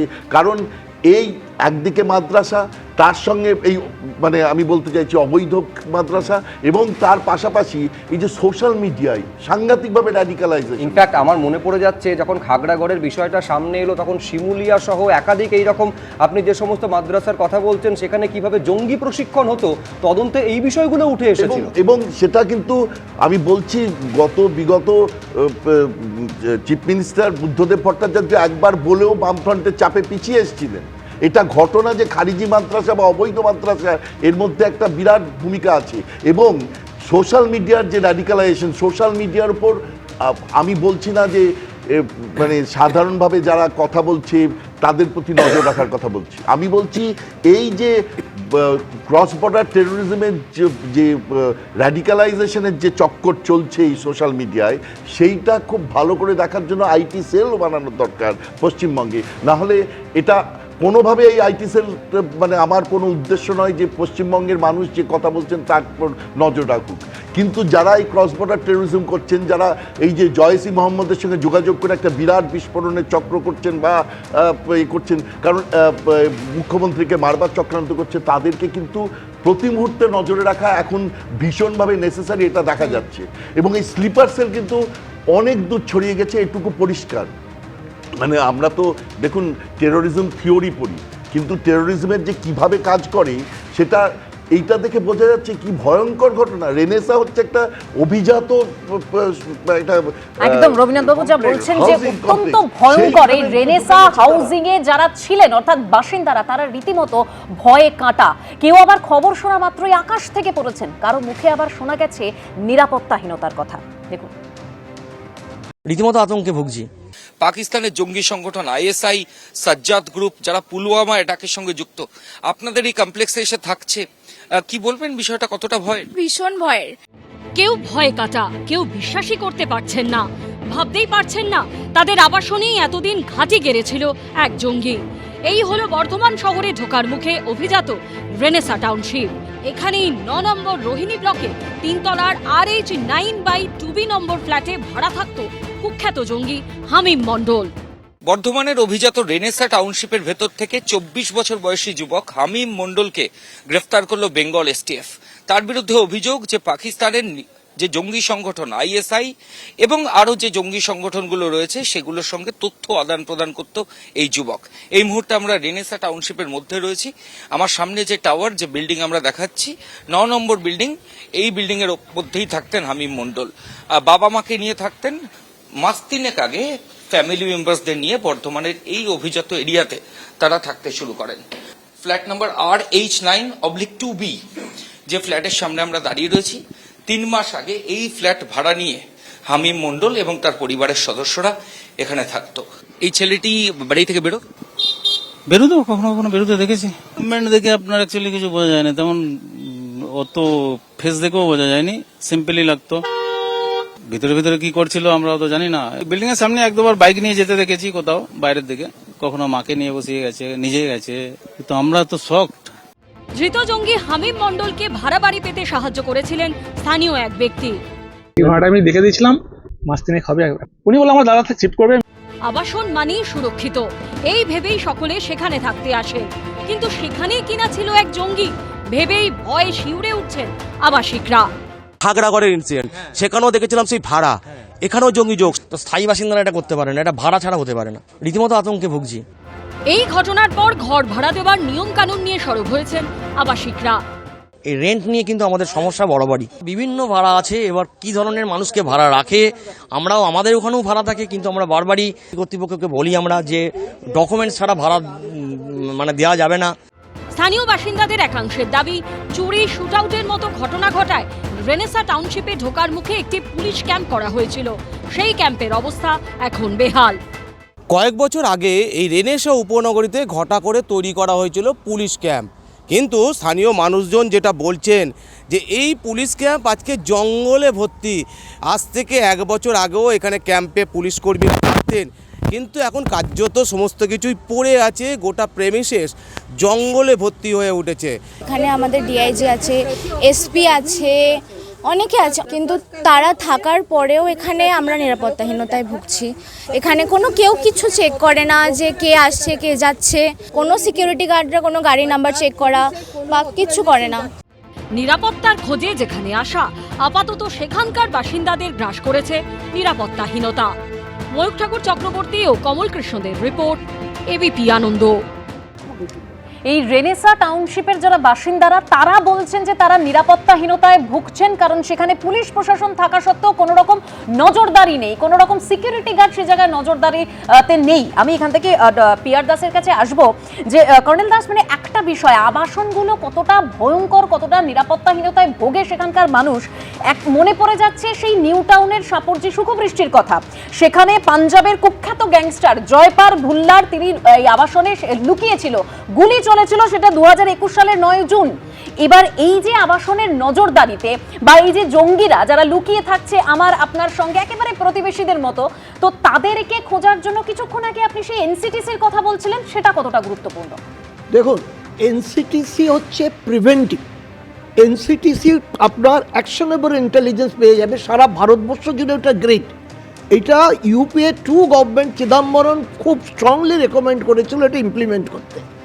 তারপরে যখন এনডিএ 1 আসলো, ওরা ইমপ্লিমেন্ট করতে গেল, তখন 6টা রাজ্য লিড নিল আমাদের পশ্চিমবঙ্গ, তামিলনাড়ু, কেরালা, তারপরে কর্ণাটক, আন্ধ্রা, আরও 2টো স্টেট আছে, মহারাষ্ট্র তো ওদের তখন ছিল মহারাষ্ট্র। ওরা বললো যে এনসিটিসির এই ফর্মে আমরা অ্যাকসেপ্ট করব না।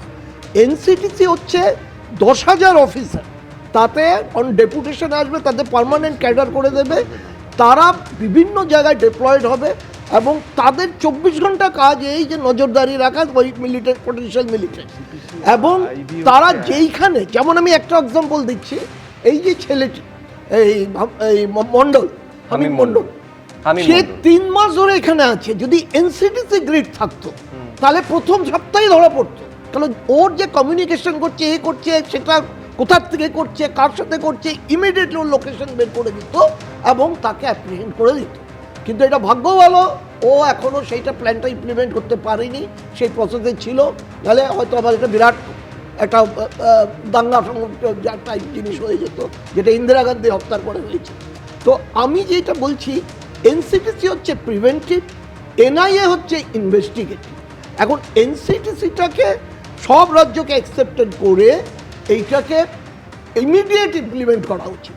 তাহলে যেটা সলিলদা বলছে, ইউপিএ একটা হচ্ছে 1967-এর অ্যাক্ট, এটা খুব মারাত্মক অ্যাক্ট, কিন্তু ইউপিএ ধারাতে এনআইএ যেমন কাজ করছে, আপনার এনসিটিসিও করতে পারবে। আমেরিকা সেই 9/11-এর পরে এখনও সেফ, কারণ ওরা এনসিটিসির ধাঁচে ওই ক্রিয়েট করেছে সারা দেশে, এবং আজ পর্যন্ত সেরকম কোনো মিলিটেন্সি হয়নি ওখানে। ওখানে নানান রকম রিফিউজি এসছেন, নানান রকম ল অ্যান্ড অর্ডার প্রবলেম হচ্ছে। কিন্তু আমরা যদি এই যে জিনিসগুলিকে ল অ্যান্ড অর্ডার বলি, তাহলে কিন্তু আমরা ভুল করছি। এটা একটা প্রক্সি ওয়ার, ছায়াযুদ্ধ, এবং এই ছায়াযুদ্ধকে যুদ্ধের মতো করে ব্যবহার করতে হবে। মিলিটেন্ট যতটা ইন্টেলিজেন্ট, তার থেকেও বেশি ইন্টেলিজেন্ট হয়ে তাদের তাতে হচ্ছে কি, কোনো সম্প্রদায়ের নির্দোষী লোক মানে বুকবে। একেবারে দেখুন, আমি এবার আমাদের পয়েন্ট অফ ভিউ থেকে বলি, এইরকম পরিস্থিতিটা যতটা জঙ্গিদের ক্ষেত্রে বা যারা এই দেশে এই রাজ্যে নাশকতা ঘটাতে চায় তাদের পক্ষে যতটা ইতিবাচক, আমাদের পক্ষে ততটা আতঙ্কের। মানে যতটা নিরাপদ আশ্রয় এই রাজ্য জঙ্গিদের কাছে আমাদের ক্ষেত্রে, কারণ তারা আমার আপনার মতন সাধারণ মানুষের মধ্যে মিশে থাকবে, অথচ আমরা টের পর্যন্ত পাবো না। আমি এইখানে সলিল ভট্টাচার্যের কাছে আসবো। সলিলদা, একটা বিষয় বলা হয়, যেভাবে এইখানে আমরা দেখালাম এই রেনেসাঁ টাউনশিপে প্রচুর এরকম গগনচুম্বী অট্টালিকা রয়েছে, অভিজাত এলাকা রয়েছে, যেখানে খুব স্বাভাবিক কারণে প্রচুর মানুষ ভাড়া থাকেন। আমাদের এই শহর বা নিউ টাউন, সল্টলেক এরকম প্রচুর দেখতে পাবেন। একটা ধরুন সতর্কতামূলক প্রচার প্রশাসনের তরফে করা হয় যে যেন এগ্রিমেন্ট করা হয়, যাবতীয় তাদের যা নথিপত্র সেগুলো যেন খতিয়ে দেখা হয়। আপনি সেটার মধ্যে যে ফেক নেই আপনি বুঝবেন কি করে? এই রাজ্য ধরুন যেখানে আধার কার্ড, ভোটার কার্ড, প্যান কার্ডের জাল শংসাপত্রে ছেয়ে গিয়েছে, কার্যত কুটির শিল্পে পরিণত হয়েছে, সেখানে ওই ফেক আইডেন্টিটি কার্ড দিয়ে যে আমাদের রাজ্যে বা কোথাও একটা সে ঘর ভাড়া নিচ্ছে না, তার নিশ্চয়তা কোথায়? সাদরাটির কথা আপনাদের এখনো মনে আছে, এই সাদরাটি মুর্শিদাবাদে তার দুটো ছিল ভোটার কার্ড, নওদার হরিদ্বারপুরা। ডকুমেন্ট তো এখানে fake document is order of the day. আমায় বলছো? হ্যাঁ, আপনাকেই বলছি। আরে তুমি তো সাদরাদি আছে জাভেদ মুন্সি, সাদরাদিকে ধরতে চলে এলো তোমার আসাম পুলিশ, তার হরিহরপাড়া আর নওদা দু জায়গার ভোটার সে, এবং আলটিমেটলি দেখা গেল টেররিস্ট। জাভেদ মুন্সি, কাশ্মীর পুলিশ চলে এলো ক্যানিং এ, যে 9/11-র যে মেইন কনস্পিরেটর, তার ছেলের হচ্ছে শিষ্য। এই ফেক ডকুমেন্ট গুলো অরিজিনাল হিসাবে ভাড়া নেওয়ার ক্ষেত্রে যদি কেউ ব্যবহার করে, আপনি বলুন ল্যান্ডওনার বুঝবেন কি করে ফিক্স আপ করবেন? আপনি বলুন। আপনি এনসিপিসি যেটা বললেন সেটা that is equivalent to intelligence branch, that is equivalent to SIB, government of India. আপনি একটু দেখে নেবেন। না, আমি ঠিক আছে, বাট প্রিভেন্টিভ অ্যাকশনের সঙ্গে আপনি যদি ইনভেস্টিগেশনে আপনি একটা এক্সেম্পলারি অ্যাকশন নিতে পারেন, কনভিকশন, যেমন খাগড়াগড়ে 21 জন লোকের কনভিক্টেড হয়েছিল ফর 29 ইয়ার্স রিগোরাস ইমপ্রিজনমেন্ট। এইটাই তো একটা বার্তা যায়, এবং এর সঙ্গে সঙ্গে প্রিভেন্টিভ মেজার যেটা বলছেন that is also equally important. এইবার আমার কথা হলো, দেখো এইটাকে স্টপ করতে গেলে তোমাকে কিন্তু এই পাকিস্তান মিলিটেন্ট যারা আছে আর আইএসআই যেটা আছে, এটা নিয়ে কিন্তু গভর্নমেন্ট অফ ইন্ডিয়াকে ভাবতে হবে।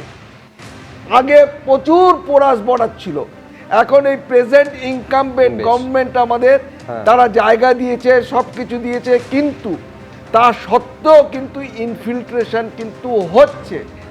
এই নজরদারিটা যদি না রাখা হয় তাহলে কিন্তু এরম ভাবে এই নজরদারি আরো বাড়াতে হবে। দেখুন, যেখান থেকে এই হামিম মণ্ডলকে গ্রেপ্তার করা হয়েছে সেখান থেকে খাগড়াগড়ের দূরত্ব 3 কিলোমিটারেরও কম, যেখানে 2014 সালে ভয়াবহ বিস্ফোরণ ঘটে। শুধুমাত্র বর্ধমানেই নয়, পশ্চিমবঙ্গের নানা প্রান্তে একের পর এক জঙ্গি কিংবা তাদের লিঙ্কম্যান গ্রেপ্তার হয়েছে এর আগে। দেখুন, পুলওয়ামা জঙ্গি হামলার অন্যতম চক্রী সাজ্জাদ ভাটের ঘনিষ্ঠ কুখ্যাত জঙ্গি হামিম মণ্ডলকে বর্ধমান শহর লাগোয়া রেনেসাঁ টাউনশিপের একটি ফ্ল্যাট থেকে গ্রেপ্তার করেছে রাজ্য পুলিশের এসটিএফ, যেখান থেকে খাগড়াগড়ের দূরত্ব 3 কিলোমিটারেরও কম। সেই খাগড়াগড় যেখানে 12 বছর আগে 2014 সালের 2রা অক্টোবর ভয়াবহ বিস্ফোরণ হয়। উঠে আসে বাংলাদেশের জঙ্গি সংগঠন জামাতুল মুজাহিদিন বাংলাদেশ বা জেএমবির নাম, যাদের সঙ্গে বাংলাদেশে অত্যন্ত শক্তিশালী ও সক্রিয় জঙ্গি সংগঠন আনসারুল্লাহ বাংলাদেশের টিমের সম্পর্ক অত্যন্ত জোরালো। আর এখানেই বর্ধমানের নাগরিকরা প্রশ্ন করছে, তাহলে কি আস্তে আস্তে এই বর্ধমান জঙ্গিদের আশ্রয়স্থলে পরিণত হচ্ছে? এটা আতঙ্কের ব্যাপার।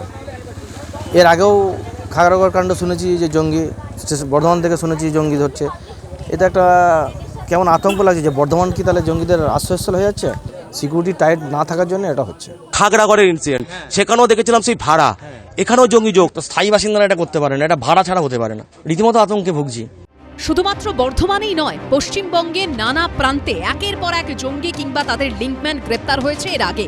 2020 মার্চে উত্তর 24 পরগনা থেকে তানিয়া পারভিনকে গ্রেপ্তার করে পশ্চিমবঙ্গ পুলিশের এসটিএফ, যার সঙ্গে পাকিস্তানের একাধিক লস্কর জঙ্গির পরিচয় ছিল বলে এনআইএ সূত্রে খবর। বর্ধমান একটা আইসোলেটেড জায়গা নয়, বিভিন্ন জায়গায় এদের মডিউল ছড়িয়ে আছে। এই যে এরা কিন্তু বাড়ি ভাড়া নিয়ে কাজ করে, সুতরাং আমাদের হচ্ছে যে এদের নজরদারি, আমাদের influence both the state and central, তাদের দায়িত্ব হচ্ছে এই সব মডেলগুলো দেখা আমাদের দায়িত্ব। এখানে অনেক এদের সিস্টার অর্গানাইজেশন রয়েছে যারা এদের মদত দেয়, সে আহলে হাদিসই হোক বা তকবীর জামাতি হোক, আগেও দেখেছি এখনও দেখছি। অপারেশন প্রভাতে অসম পুলিশ এসে মুর্শিদাবাদ থেকে গ্রেপ্তার করে নিয়ে গেছে আনসারুল্লাহ বাংলা টিমের জঙ্গিদের। এমনকি যে 7 রাডিকে অসম পুলিশ কেরল থেকে গ্রেপ্তার করেছিল সে 10 বছর ধরে ছিল মুর্শিদাবাদে। কখনো আবার কাশ্মীর পুলিশের তথ্যের ভিত্তিতে দক্ষিণ 24 পরগনার ক্যানিং থেকে ধরা পড়েছে জঙ্গি। গোয়েন্দা সূত্রে দাবি, জাভেদ আহমেদ মুন্সিকে এ রাজ্যে পাঠিয়েছিল পাকিস্তানি জঙ্গি সংগঠন লস্কর-ই তৈবার হ্যান্ডলাররা। 2023 সালে ভুয়ো পরিচয়পত্র তৈরি করে ভারতে অনুপ্রবেশের অভিযোগে 4 জন বাংলাদেশি নাগরিককে গ্রেপ্তার করে গুজরাট এটিএস। তারা প্রত্যেকেই আল কায়দা জঙ্গি সংগঠনের সঙ্গে যুক্ত। তদন্তে উঠে আসে পশ্চিমবঙ্গ থেকেই তাদের ভুয়ো পরিচয়পত্র তৈরি করা হয়েছিল। পরিচয় গোপন করে তারা গুজরাতের আহমেদাবাদে গিয়ে থাকছিল। এছাড়া বীরভূম থেকে 2 জন ও দক্ষিণ 24 পরগনা থেকে 1 জন সন্দেহভাজন জেএমবি জঙ্গিকে ধরেছে রাজ্য পুলিশের স্পেশাল টাস্ক ফোর্স। আমি প্রথম একবার যখন আমি আগে নিউটনে বসতে এসেছিলাম, তখন একটা চিঠি আমি পাঠিয়েছিলাম চিফ সেক্রেটারিকে, যে খুব ভালো লাগছে দেখতে আমাদের, কিন্তু আমাদের সিকিউরিটিটা কোথায়। আজকে যেটা হয়েছে, আজকে নিউ টাউনে যত ধরনের হোর্ডিং, পালিয়ে লুকিয়ে থাকা কিংবা ওপারের সঙ্গে যোগাযোগ রাখা, এই জিনিসগুলো কিন্তু যতক্ষণ না আমরা খুব স্ট্রিক্টলি এদের ডিল করব তারপরে কিন্তু আমাদের হাতের বাইরে চলে যাবে। সব মিলিয়ে একের পর এক জঙ্গির গ্রেপ্তারিতে পশ্চিমবঙ্গের নিরাপত্তা নিয়ে বাড়ছে উদ্বেগ। কমল কৃষ্ণ দে, ঐশী মুখোপাধ্যায় ও ঝিলম করঞ্জাইয়ের রিপোর্ট, এবিপি আনন্দ।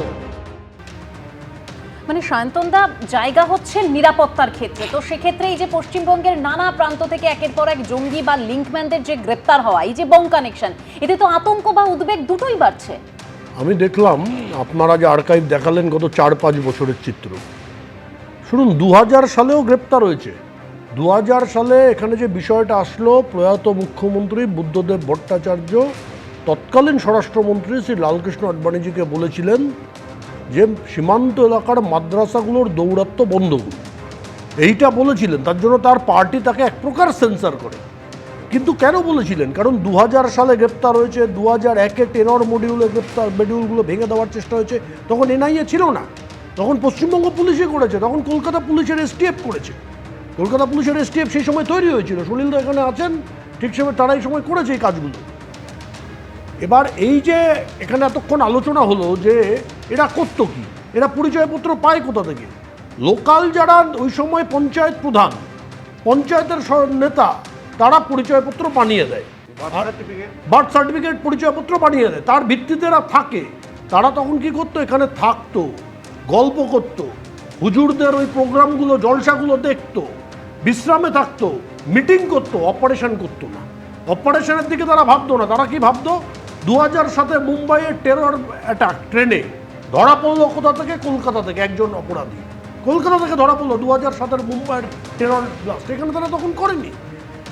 যখন সরকারের পরিবর্তন হলো 11-তে, এর গ্র্যাভিটিটা আরও বেড়ে গেল। তখন তারা এখানে কিছু অপারেশন করার কথা ভাবলো, কারণ তখন তাদের মনে হলো যে আমাদের যে গ্রেটার বাংলা করার পরিকল্পনা, সেটা আবার সার্থক হতে পারে। কারণ এখানকার মুখ্যমন্ত্রী বলছেন যে এই খাগড়াগড়ের বিস্ফোরণ করিয়েছে, যেটা ভারতবর্ষের কোনো মুখ্যমন্ত্রী বলে না। কট্টর বিজেপি বিরোধী কোনো মুখ্যমন্ত্রী বা কংগ্রেসের আমলে বিজেপির কোনো মুখ্যমন্ত্রী, কেন্দ্রে যখন কংগ্রেস সরকার, এভাবে কে ব্লেম করে না। আমার রাজ্যের মুখ্যমন্ত্রী বলেছিলেন, তার জন্য এদের সাহস বেড়ে গেল।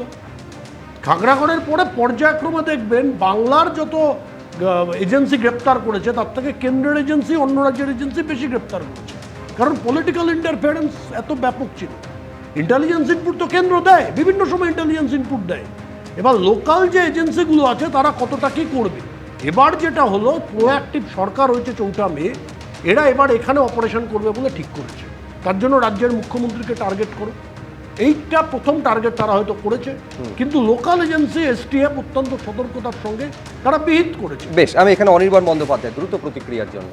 দেখুন, এখানে বিজেপি যারা করেন, স্বাভাবিক তারা তাদের পলিটিক্যাল ন্যারেটিভ বলবেন, তারা নিজেদের ডিফেন্ড করবেন ইনস্পাইট অফ দ্য ফ্যাক্ট যে ভয়ঙ্কর কিছু জঙ্গি হামলা তাদের আমলেই হয়েছে এবং এমন সব এলাকায় হয়েছে যেটা পুরোপুরি তাদের নিয়ন্ত্রণে ছিল, এবং এই ঘটনা তারা বাইপাস করার চেষ্টা করবেন। এটা নিয়ে কোনো থাকে না, এটা নিয়ে বিতর্কের কিছু নেই, সেটা স্বাভাবিক। সায়ন্তনদা তার দলকে ডিফেন্ড করার চেষ্টা করবেন, আমি আমার দলকে চেষ্টা করব।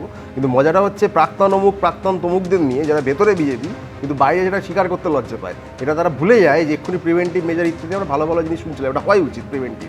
কিন্তু পুলওয়ামার ক্ষেত্রে ধরুন 11টা ইন্টেলিজেন্স ইনপুট, 11 ইন্টেলিজেন্স ইনপুটকে পুরোপুরি ডিনাই করা, ইগনোর করা হয়েছিল।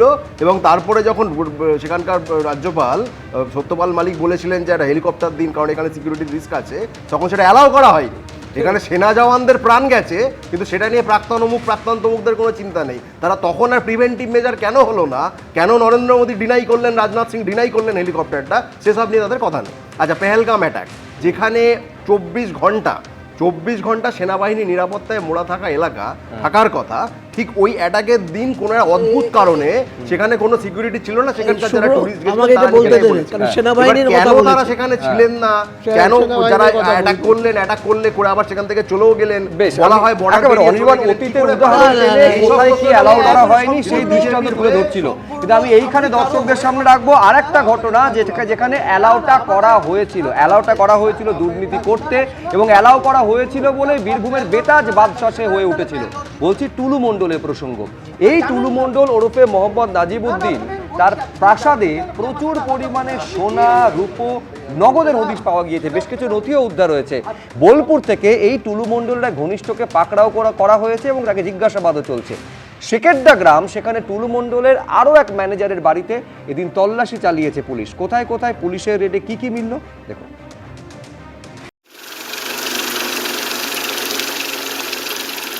কোটি কোটি টাকা, কেজি কেজি সোনা, রূপো, আলিশান অট্টালিকা। কিন্তু বীরভূমের পাথর সম্রাট মোহাম্মদ নাজিবউদ্দিন মণ্ডল ওরফে টুলু মণ্ডল কোথায়? এখনো তার খোঁজ পায়নি পুলিশ। আত্মীয় মিনার মণ্ডলের বাড়ি থেকে সোনা ও নগদ উদ্ধার কাণ্ড নিয়ে তোলপাড়ের মধ্যে টুলুর শিউরির প্রাসাদ থেকেও মিলেছে সোনা, রূপো সহ কয়েক লক্ষ টাকা। বৃহস্পতিবার বিকেল থেকে গভীর রাত পর্যন্ত টুলু মণ্ডলের শিউরির সুভাষপল্লীর বাড়িতে চলে পুলিশি তল্লাশি। পুলিশ সূত্রে খবর, সেখানে মিলেছে প্রায় 250 গ্রাম সোনা, 900 গ্রাম রূপো এবং নগদ প্রায় 10 লক্ষ টাকা। তল্লাশি শেষে তাদেরকে বের করে দিয়ে বাড়ি সিল করে দেয় পুলিশ। কি হলো দিদি? কি দেখা হলো? আপনারা কি করতেন বাড়িতে? আপনারা কি করতেন? মুখ্যমন্ত্রী শুভেন্দু অধিকারী জানিয়েছেন, নগদ ও সোনা মিলিয়ে 50 কোটি টাকা উদ্ধারের পর টুলু মণ্ডলের ব্যাংক অ্যাকাউন্ট থেকে 93 কোটি টাকা ও অন্যান্য নথি সিজ করা হয়েছে। উনার যতগুলো অ্যাকাউন্ট এখনো অবধি পেয়েছি, বিভিন্ন অ্যাকাউন্টে 93 কোটি টাকা। সেই 93 কোটি টাকা আমরা টুলু মণ্ডলের অ্যাকাউন্টসগুলোকে আমরা ফ্রিজ করেছি। স্থানীয় সূত্রে খবর, মোহাম্মদ নাজিবউদ্দিন মণ্ডল ওরফে টুলু মণ্ডলের এক ছেলে এক মেয়ে। মেয়ের বিয়ে হয়ে গিয়েছে, ছেলে বাইরে পড়াশোনা করেন, বাড়িতে থাকতেন টুলু ও তার স্ত্রী। ভোটের ফল প্রকাশের পর থেকে দম্পতি বেপাত্তা। পুলিশ সূত্রে খবর, টুলু মণ্ডলের বিরুদ্ধে ইতিমধ্যেই জারি করা হয়েছে জামিন অযোগ্য গ্রেফতারি পরোয়ানা। আজকে যদি টুলু মণ্ডল বা তার লোকজন ধরা পড়ে থাকে তো 3 মাস হয়ে গেছে নতুন সরকার, তার আগের 6 মাসও কার্যত পুলিশটা কিন্তু ভায়া নির্বাচন কমিশন বিজেপি কন্ট্রোল করেছে। তো তখন তো তৃণমূল নেতাদের বাড়ি বাড়ি বিভিন্ন এজেন্সি গেছে, তো হঠাৎ এই টুলু মণ্ডল এতদিন বাদে, এই গল্পটা একদিন বাদে আসছে কেন? তো সুতরাং এর উপর অ্যাকশন হতে এত দেরিই বা কেন? এটা একটা নেক্সাস, এই নেক্সাসের একটা মাথা রয়েছে, মাথা অবধি পৌঁছতে হবে। সরকারকে এটা নিশ্চিত করতে হবে এই মাথা অবধি যাতে পৌঁছানো যায়, এর রুট অবধি যাওয়া প্রয়োজন এবং এর সঙ্গে জড়িত সবার বিরুদ্ধে ব্যবস্থা গ্রহণ করা এবং এদের সবার থেকে তথ্য নিলে আলটিমেটলি যেখান থেকে গোটাটা অপারেট হতো সেই পর্যন্ত হচ্ছে নিশ্চিতভাবে সরকার পৌঁছতে পারবে। বোলপুরের ভুবনডাঙ্গার বাড়িতে তল্লাশি চালিয়ে শেখ শরীফুল নামে টুলু মণ্ডলের এক কর্মচারীকে পাকড়াও করেছে পুলিশ। পুলিশ সূত্রে খবর, সেখান থেকে বেশ কিছু সন্দেহজনক নথি উদ্ধার হয়েছে। বৃহস্পতিবার রাত 1টা পর্যন্ত সিউড়িতে টুলু মণ্ডলের বাড়িতে তল্লাশি চালায় পুলিশ এবং তারপর তারা বেরিয়ে আসে। তারা জানান যে সোনার গয়নার পাশাপাশি রূপোর গয়না এবং একাধিক কাগজপত্র তারা উদ্ধার করেছেন এবং বাড়ি টোটালি সিল করে দেওয়া হচ্ছে। মোহাম্মদবাজার থানার সেকেরদা গ্রামে টুলু মণ্ডলের এক ম্যানেজার খোদা বংশের বাড়িতেও এই দিন সকালে পুলিশি তল্লাশি চলে। মোহাম্মদ নিজামুদ্দিন মণ্ডল ওরফে টুলু মণ্ডল, তার খোঁজ যেমন চলছে, তার পাশাপাশি তার একেবারে রাইট হ্যান্ড লেফট হ্যান্ড কারা রয়েছে সেই বিষয়টা খতিয়ে দেখার কাজ কিন্তু তদন্তকারীরা করছেন। যেমন আমরা এই জায়গায় যে জায়গায় দাঁড়িয়ে রয়েছে এটা হচ্ছে মোহাম্মদবাজার থানা এলাকার সেকেন্ডা গ্রাম, এবং সেইখানে হচ্ছে টুলু মণ্ডলের অন্যতম যে ঘনিষ্ঠ একেবারে রাইট হ্যান্ড বলে পরিচিত খুদাবক্স, তার বাড়িতে একেবারে কেন্দ্রীয় বাহিনীকে সঙ্গে করে নিয়ে মোহাম্মদবাজার থানা পুলিশ, অতিরিক্ত পুলিশ সুপার তারা এসে পৌঁছেছে, হানা দিয়েছে। ভারকাটা গ্রামে টুলু মণ্ডলের সহযোগী সাদ্দাজ মোল্লা ওরফে বাপ্পা, খুরশিদ শেখ এবং আত্মীয় আপেল মোর্তাজার শিউরির বাড়িতেও এই দিন তল্লাশি চালায় পুলিশ। এছাড়া টুলু মণ্ডলের ঘনিষ্ঠ বলে পরিচিত মোহাম্মদ বাজার পঞ্চায়েত সমিতির সভাপতি শম্পা মাহারার বাবার বাড়ি ও শ্বশুর বাড়িতেও চলে পুলিশি তল্লাশি। পাশাপাশি তল্লাশি চালানো হয় টুলুর দাদা মোহাম্মদ মসিরুদ্দিনের বাড়িতেও। ভাস্কর মুখোপাধ্যায় ও পার্থপ্রতিম ঘোষের রিপোর্ট, এবিপি আনন্দ। এই প্রতিবেদনে আপনারা দেখলেন যে কুণাল ঘোষ প্রশ্ন করছেন যে টুলু মণ্ডলের বিষয়টা এতদিন বাদে আসছে কেন। ঠিকই তো, এতদিন বাদে তো আসার কথা নয়, অনেক আগে আসার কথা। যেমন ধরুন, এই 300 বিঘা জায়গার ওপরে 21টা সম্পত্তি, 7টা বাড়ি, একটা ফার্ম হাউস, 2টো পেট্রোল পাম্প, একটা পার্কিং, 2টো ক্র্যাশার, 242টা গাড়ি, তার মধ্যে একাধিক বিলাসবহুল গাড়ি রয়েছে, ট্রাক রয়েছে, 83টা ট্রাক, ডাম্পার। এগুলো তো এত পরে আসার কথা নয়, অনেক আগে আসার কথা। আসেনি এতদিন, তার কারণ হচ্ছে প্রাক্তন মুখ্যমন্ত্রী মমতা বন্দ্যোপাধ্যায়। শুভেন্দু অধিকারী রাজ্যের বর্তমান মুখ্যমন্ত্রী, তিনি অভিযোগ করছেন এই সংগঠিত অপরাধে সরাসরি রাজ্যের প্রাক্তন মুখ্যমন্ত্রীর মদত ছাড়া এটা হতে পারে না। অনির্বাণ বন্দ্যোপাধ্যায় ওই একই ন্যারেটিভ, এই টুলু মণ্ডলকে আমার যদি খুব ভুল না হয় ইডি এর আগে জিজ্ঞাসাবাদের জন্য ডেকে পাঠিয়েছিল। অনুব্রত মণ্ডল, তার ছত্রছায়া টুলু মণ্ডল, এসব গল্প আমরা প্রচুর শুনেছি। এখন অনুব্রত মণ্ডল ও ঋতব্রত বন্দ্যোপাধ্যায় শিবিরে চলে গেছে। টুলু মণ্ডলকে ইডি যখন ডেকে পাঠিয়েছিল, জিজ্ঞাসাবাদ করেছিল নাকি গল্প কাঁচা করে ছেড়ে দিয়েছিল, সেই প্রশ্ন করুন। এখন শুভেন্দু অধিকারী যার ঘাড়ে দোষ চাপাচ্ছেন, তিনি এখন নিজে মুখ্যমন্ত্রী, আর কতদিন তিনি প্রাক্তন মুখ্যমন্ত্রীকে নিয়ে তিনি এই অবসেশনটা চালিয়ে যাবেন। আজকে যে সরকারের আমলের কথা হচ্ছে, অন্তত 2020 সাল অবধি সেই সরকারের অন্যতম হেভিওয়েট নেতা, হেভিওয়েট মন্ত্রী নিজে শুভেন্দু অধিকারী ছিলেন। যদি আমি ধরেই নিই যে টুলু মণ্ডলের এই অগাধ সম্পত্তি, বেআইনি কারবার ইত্যাদি ইত্যাদি প্রাক্তন সরকারের মুখ্যমন্ত্রীর ছত্রছায়া ইত্যাদি হয়েছিল, শুভেন্দু অধিকারী নিজে জানতেন না? একের পর এক তখন তো রাজ্যের মুখ্যমন্ত্রীর নাম মমতা বন্দ্যোপাধ্যায়, পুলিশ মন্ত্রীর নাম মমতা বন্দ্যোপাধ্যায়, যার চোখ দিয়ে দেখতেন গোটা বীরভূমকে তার নাম অনুব্রত মণ্ডল। এই সবটা তখন এই তৃণমূল ওই তৃণমূল ছিল না, একটাই তৃণমূল কংগ্রেস, যার মাথা এবং সরকারের প্রধান তখন যিনি ছিলেন তিনি মমতা বন্দ্যোপাধ্যায়। আজকে এই এত দুর্নীতির দায়টা তাহলে অস্বীকার করতে পারেন কিভাবে? শুভেন্দু অধিকারী অস্বীকার করতে পারেন তাহলে? না, মুখ্যমন্ত্রী কে ছিলেন? পুলিশ শুভেন্দু অধিকারীকে নিয়ে বলার জন্য এখানে শান্তন বসু রয়েছেন, কিন্তু আমি বলছি তখন তো রাজ্যের তাহলে মমতা ব্যানার্জিকে বলার জন্য আমি আছি, তুমি বলছো কেন? যদি শুভেন্দু অধিকারী কিনে বলার জন্য শুধু শান্তন বসু থাকে, তাহলে মমতা ব্যানার্জি কিনে শুধু আমি বলবো, তুমি অন্য কেউ বলবে না? শুভেন্দু অধিকারীও বলবে না? আজব যুক্তি। আজকে মুখ্যমন্ত্রী হয়েছেন, আজকে রাজ্যের মুখ্যমন্ত্রী যেটা বলছেন তখনও রাজ্যের মুখ্যমন্ত্রীর বলা উচিত ছিল। আরে আজকে যে মুখ্যমন্ত্রী হয়েছেন তাকে তো বিজেপি নিজে চোর বলতো রে বাবা। আজকে অনুব্রত মণ্ডলকে জেল টেল খাটিয়ে যখন খাটানো হলো, তারপরে চার্জশিট কোথায় গেল? এখন সেই তদন্ত কোথায় গেল? টুলু মণ্ডলকে তখন তো প্রচুর ডেকে পাঠানো হয়েছিল, ইডি ডেকেছে, সিবিআই ডেকেছে, কত কেনা ডেকেছে, তাকে তখন ছেড়ে দিয়েছিল কেন তাহলে? কার সঙ্গে কার সেটিং ছিল? আজকে অনুব্রত মণ্ডল যখন চলে গেছে ঋতব্রত বন্দ্যোপাধ্যায় শিবিরে, আজকে তাকে ডেকে পাঠাচ্ছে না কেন তাহলে? বিজেপি নিজে তার পলিটিক্যাল অ্যাডভান্টেজের কারণে, তার বেনিফিটের কারণে যখন যেমন তেমন বলবে আপনারা তাদের তাল দেবেন, ওই তাল তো আমরা মানতে যাবো না। টুলু মণ্ডল যদি অপরাধের জড়িয়ে থাকেন, তার মাথার উপর যে ছিল যা ছিল আপনি তদন্ত করুন। আজকে ফিরহাদ হাকিমের নাম করে তার সই দেখিয়ে খোদ বিধানসভায় দাঁড়িয়ে শুভেন্দু অধিকারী নিজে বলেছিলেন যে গোডাউনটা ভেঙে পড়েছিল, যেখানে বেআইনি ব্যাপার স্যাপার আছে। সেদিন বিকেলেই তার ওএসডি কালীচরণ বন্দ্যোপাধ্যায় গ্রেপ্তার হলেন, তিনি এখন জামিনও পেয়ে গেছেন। সেই ফিরহাদ হাকিমের বিরুদ্ধে কী ব্যবস্থা হয়েছে? শুধুমাত্র বাজার গরম করার জন্য একটা পলিটিক্যাল ন্যারেটিভ ভাসিয়ে দিলাম, কাজের বেলা কিছু করবো না, সেখানে সংবাদ মাধ্যম তো প্রশ্ন করা উচিত যে আপনি যাদের নাম বলছেন তাদের বিরুদ্ধে ব্যবস্থা কি আপনি নেবেন? Start with Firhad Hakim. কেন সেখানে ব্যবস্থা হচ্ছে না? কেন জাভেদ খানের বিরুদ্ধে ব্যবস্থা হচ্ছে না? আর কতদিন মমতা মমতা মমতা মমতা নাম জপ করবেন? অনেক দিন হয়েছে সরকারে, এখন আপনারা আছেন, যদি ব্যবস্থা নেওয়ার ক্ষমতা থাকে ব্যবস্থা নিয়ে দেখান। অত পলিটিক্যাল ন্যারেটিভ বাজারে ভাসাতে হবে না। না, আমি বলছি এই ফিরহাদ হাকিম যতদিন ধরুন কালীঘাট তৃণমূলে ছিল, ততদিন পর্যন্ত যাবতীয় মমতা বন্দ্যোপাধ্যায়ের ঘনিষ্ঠ বৃত্তে ছিল, তখন একটা প্রশ্ন মনে হয়নি। আজকে এই প্রশ্নগুলো মনে হচ্ছে। আমি বলছি নিঃসন্দেহে তৃণমূল কংগ্রেসের মিডিয়াকে টার্গেট করা কার্যত একটা অভ্যেসে পরিণত হয়েছে। তার কারণ মিডিয়া সত্যি কথাগুলো তুলে ধরে এবং প্রশ্নগুলো করে, যে তখন যে বিষয়গুলো সামনে আনা দরকার ছিল সেই বিষয়গুলো নিয়ে কেন সরব হননি, এইটা প্রশ্ন করাতে নিঃসন্দেহে তাদের তো হাতে ঘা লাগতেই পারে, সেটা তাদের একান্ত ব্যক্তিগত বিষয়। কিন্তু যে অভিযোগগুলো তুলছেন অনির্বাণ বন্দ্যোপাধ্যায়, উত্তরের জন্য আমি শান্তনদের কাছে আসবো, কিন্তু তার আগে দর্শকদের সামনে রাখতে চাইবো যেই বিষয়টা যেখানে মুখ্যমন্ত্রী টুলু মণ্ডলের দুর্নীতির কারবার নিয়ে সরাসরি কিছুক্ষণ আগেই বলছিলাম প্রাক্তনকে নিশানা করছেন বর্তমান। তিনি আজকে বলছেন যে প্রাক্তন মুখ্যমন্ত্রী মমতা বন্দ্যোপাধ্যায়ের সাপোর্ট ছাড়া এটা হতে পারে না। কালীঘাট তৃণমূলও জবাব ফিরিয়ে দিয়েছে। কে কি বললেন দেখুন। সরকারের সাপোর্ট ছাড়া হতে পারে না। প্রাক্তন মুখ্যমন্ত্রী মমতা বন্দ্যোপাধ্যায়ের সাপোর্ট ছাড়া এটা হতে পারে না। বীরভূমের অঘোষিত পাথর সম্রাট ছিলেন তিনি। সেই মোহাম্মদ নাজিবউদ্দিন মণ্ডল ওরফে টুলু মণ্ডলের সম্পত্তির খতিয়ান চমকে দিয়েছে রাজ্যবাসীকে। প্রাসাদোপম বাড়ি, দামি গাড়ি, কেজি কেজি সোনা ও রূপো উদ্ধার হয়েছে। কিন্তু যে প্রশ্নটা বারবার উঠছে তা হলো, কাদের মদতে নাজিবউদ্দিন মণ্ডল ওরফে টুলু মণ্ডলের এই রমনামা হয়েছিল? নাজিবউদ্দিন মণ্ডল ওরফে টুলুর মাথায় কাদের হাত ছিল? এই আবহে শুক্রবার সরাসরি প্রাক্তন মুখ্যমন্ত্রী মমতা বন্দ্যোপাধ্যায়কে নিশানা করলেন বর্তমান মুখ্যমন্ত্রী শুভেন্দু অধিকারী।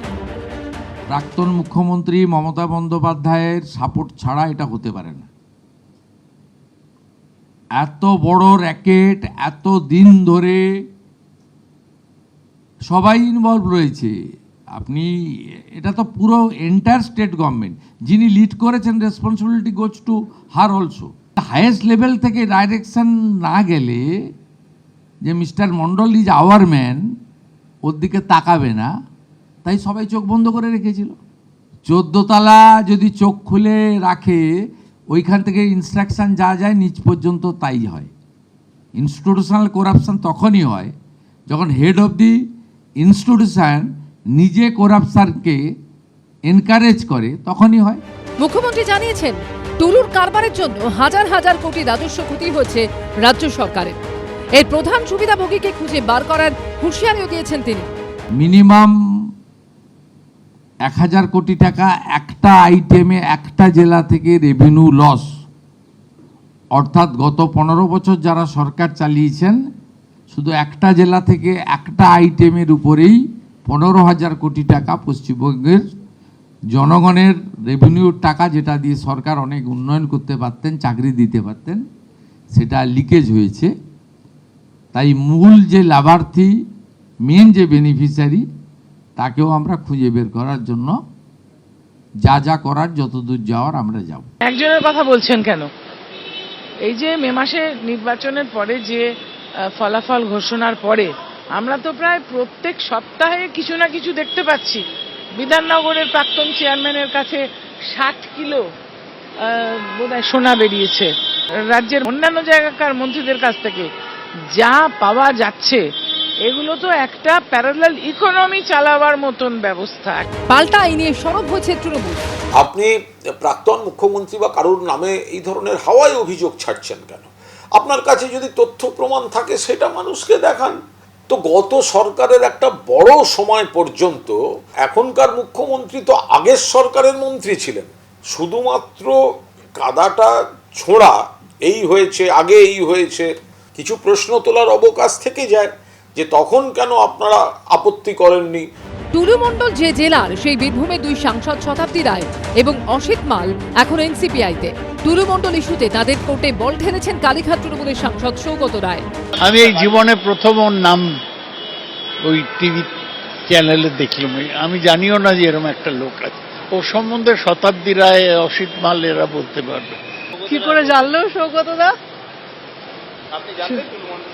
আরে সে তো আমাদের ওখানে থাকে ব্যবসায়ী, আমার কনস্টিটিউয়েন্সি, কিন্তু আমি ভালো করে বলতে পারবো সৌগতদা লিপস্টিকের কালারের নাম জানে, সৌগতদা কোন ব্র্যান্ডের শাড়ি পরে মেয়েরা জানে, আর সৌগতদা এত গানের চর্চা, সৌগতদা টুলু মণ্ডলের নাম জানে না।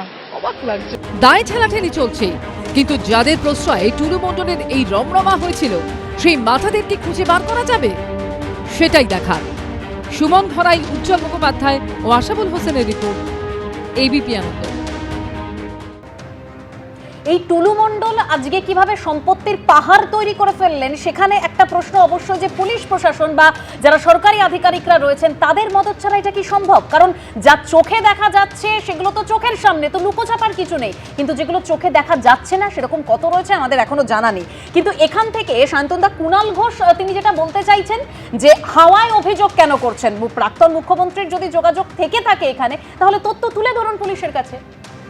একটা বলছেন না কুণালদা যে মুখ্যমন্ত্রী তো ওই মন্ত্রিসভার সদস্য ছিলেন, আমরা সবাই জানি, এখানে যতজন বসে আছি সকলে জানি, তৃণমূল কংগ্রেসের সরকার বা দল মোটামুটিভাবে একটাই ছিল পোস্ট, বাকি সব ল্যাম্প পোস্ট, বাকি কারুর কোনো ক্ষমতা ছিল না। হ্যাঁ, পরে শেষের দিকে ভাইপোর কিছু ক্ষমতা হয়েছিল, কিন্তু ওনাকে বাদ দিলে কোনো মন্ত্রী, কোনো নেতা, কারুর কিছু ছিল না, তাদের থেকে ব্যুরোক্র্যাটদের ক্ষমতা বেশি ছিল। আর দেখুন টুলু মণ্ডল সম্পর্কে যেটা চলছে, ঠিক আছে, খুব বড় অপরাধ হয়ে গেছে, আমরা 3 মাস, 2.5 মাস, 2 মাস পরে এই ধরনের অভিযান হচ্ছে পুলিশের। 2 বছর আগে হয়নি কেন? নির্বাচনে চৌঠা মের 2 মাস পরে কেন হচ্ছে এটা নিয়ে প্রশ্ন হচ্ছে। তাহলে নির্বাচনের 2 বছর আগে কেন হয়নি?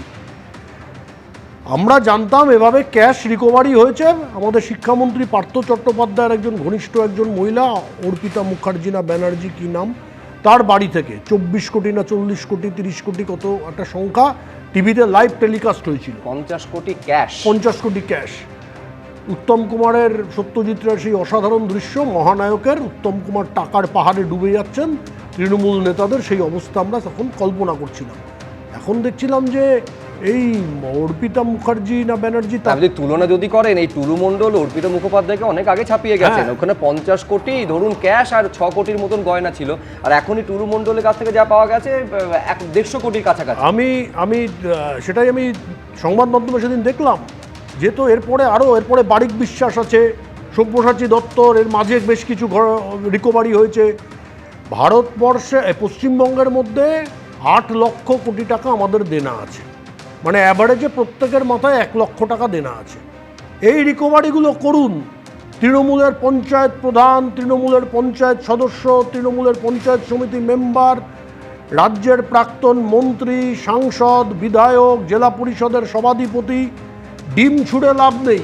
এই রিকভারিগুলো করুন। কালীঘাট অবধি যদি রিকভারি পৌঁছতে পারে, তাহলে আমি নিঃসন্দেহে বলতে পারি 8 লক্ষ কোটি টাকার বাংলার মানুষের যে দেনা, সেই দেনা দূর হয়ে যাবে। কারুর কাছে কিছু চাইতে হবে না, কারুর কাছে কোনো প্ল্যান চাইতে হবে না। পশ্চিমবঙ্গের এর আগে কখনো এই ঘটনা ঘটেনি, ভারতবর্ষে কোথাও ঘটেনি। এইভাবে তৃণমূল নেতাদের কাছ থেকে কারি কারি টাকা, এখন এ ওর দিকে দায় ঠেলছে। উনি বলছেন শাড়ির ব্র্যান্ড চেনেন, আর উনি বলছেন ওরা জানে ও কত বড় ব্যবসায়ী। অদ্ভুত কথা। 2 দিন আগে অবধি তিনি নতুন তৃণমূল, পুরনো তৃণমূল, আসল তৃণমূল, নকল তৃণমূল, দুলালের তৃণমূল, আলালের তৃণমূল, এগুলো আমাদের জানার দরকার নেই। কেন সরকার ব্যবস্থা নেয়নি? এই অপরাধীদের বিরুদ্ধে এত বড় বড় ফাইন্যান্সিয়াল ক্রাইম যারা করছে, যারা বাংলার ন্যাচারাল রিসোর্সকে এভাবে বিক্রি করেছে, কেউ পাথরকে করেছে, কেউ কয়লাকে করেছে, কেউ বালিকে করেছে, কেউ গরুকে করেছে, কেউ মাটিকে করেছে, কেন তাদের বিরুদ্ধে ব্যবস্থা হয়নি? শুধু মাটি মানুষ বললেই হবে? এভাবে মানুষের ক্ষতিগ্রস্ত করছেন, তার জবাব তো বিগত মুখ্যমন্ত্রীকে দিতে হবে। কেন করেননি? কি কারণে করেননি? তিনি কি ফাইন্যান্সিয়ালি তিনি লাভবান হয়েছেন তার ফলে? বিজেপির হাতে কি আলাদিনের আশ্চর্য প্রদীপ ছিল যে 2 মাসে ক্ষমতায় আসলো আর জেনে গেল টুলু মণ্ডলের হাতে এত টাকা আছে, তার কাছে এত রিসোর্স আছে? আগের সরকারের কাছেও তো ইনফরমেশন ছিল, প্রশাসন তো একই আছে, শুধু পলিটিক্যাল বসেরা পরিবর্তন হয়েছে। তাহলে কেন ব্যবস্থা নিলেন না? তার উত্তর অবশ্যই আগের সরকারের কর্তা ব্যক্তিদের, বিশেষ করে তৎকালীন মুখ্যমন্ত্রীকে দিতে হবে বাংলার জনগণের কাছে। আজকের মুখ্যমন্ত্রী যদি এই প্রশ্নটা করেন, অপরাধ করেছেন? কিসের অপরাধ করেছেন? তার জন্য আমাদের বক্তব্য পরিষ্কার, টুলু মণ্ডল জাতীয় যত তৃণমূলের নেতা আছে, তিনি ভালো তৃণমূল হন, খারাপ তৃণমূল হন, আসল হন, নকল হন, কালীঘাটের হন, কেওড়াতলার হন, যেখানকার খুশি তৃণমূল হন, এই অভিযান চালানো দরকার। পশ্চিমবঙ্গের মানুষের এই যে আর্থিক দৈন্যদশা চলেছে, এই যে লোন প্রত্যেকের মাথায়, তা আমাদের ফেরত দেওয়ার ব্যবস্থা আমাদের একদম। আমি জায়গা থেকে রবীন্দ্রনাথ বাবুর কাছে যাব। রবীন্দ্রনাথ বাবু, একদম শুভেন্দু অধিকারী মুখ্যমন্ত্রী, তিনি ঠিক যে কথা বললেন, যেভাবে রেভিনিউ লস হয়েছে, সেই টাকা যদি আজকে রাজ্যের কাছে থাকতো, রাজকোষে থাকতো, তাহলে তো আমার আপনার জন্য যে সামাজিক প্রকল্প রয়েছে, উন্নয়নমূলক প্রকল্প রয়েছে, সেগুলো আমরা ঠিকভাবে পেতাম, চাকরি হতো আমাদের রাজ্যে। হ্যাঁ, ওটাতে আসবার আগে আমি একটা কথা বলি, এটা না দেখতেই খুব হতাশাব্যঞ্জক লাগে যে নীতিহীন রাজনীতি কোন জায়গায় নিয়ে গেছিল। দেখুন, 100 কোটি টাকা দিয়ে মেয়ের বিয়ে দিচ্ছে, অথচ প্রশাসন জানে না। এই রকম একটা ঘটনা, তার মানে মুখ্যমন্ত্রী একদম সঠিক কথা বলেছেন। একদম সরকারের সম্পূর্ণ গোচরে থেকে এরা 150 কোটি টাকা কামিয়েছে। শুধু এরা নয়, গোটা তৃণমূল দলটা দুর্নীতির একবারে নিচ পর্যন্ত ডুবে গেছে। এবং টাকা কি ওখানেই থাকতো? কেন প্রশাসন তাদের ছেড়ে দিয়েছিল? নিশ্চয়ই আরও বড় মাথা আছে, সেই মাথাতে নিশ্চয়ই টাকাগুলো যেত বলেই তাদেরকে ছেড়ে দেওয়া হতো। একটা ভাবুন, একটা দিনমজুর যে পাথর ভাঙতো 10 বছরে সে 150 কোটি টাকার আমরা হদিশ পাচ্ছি, তাহলে না হদিশ পাওয়া বিদেশে কত পাচার হয়েছে সেইটার কথা ভাবতে হবে।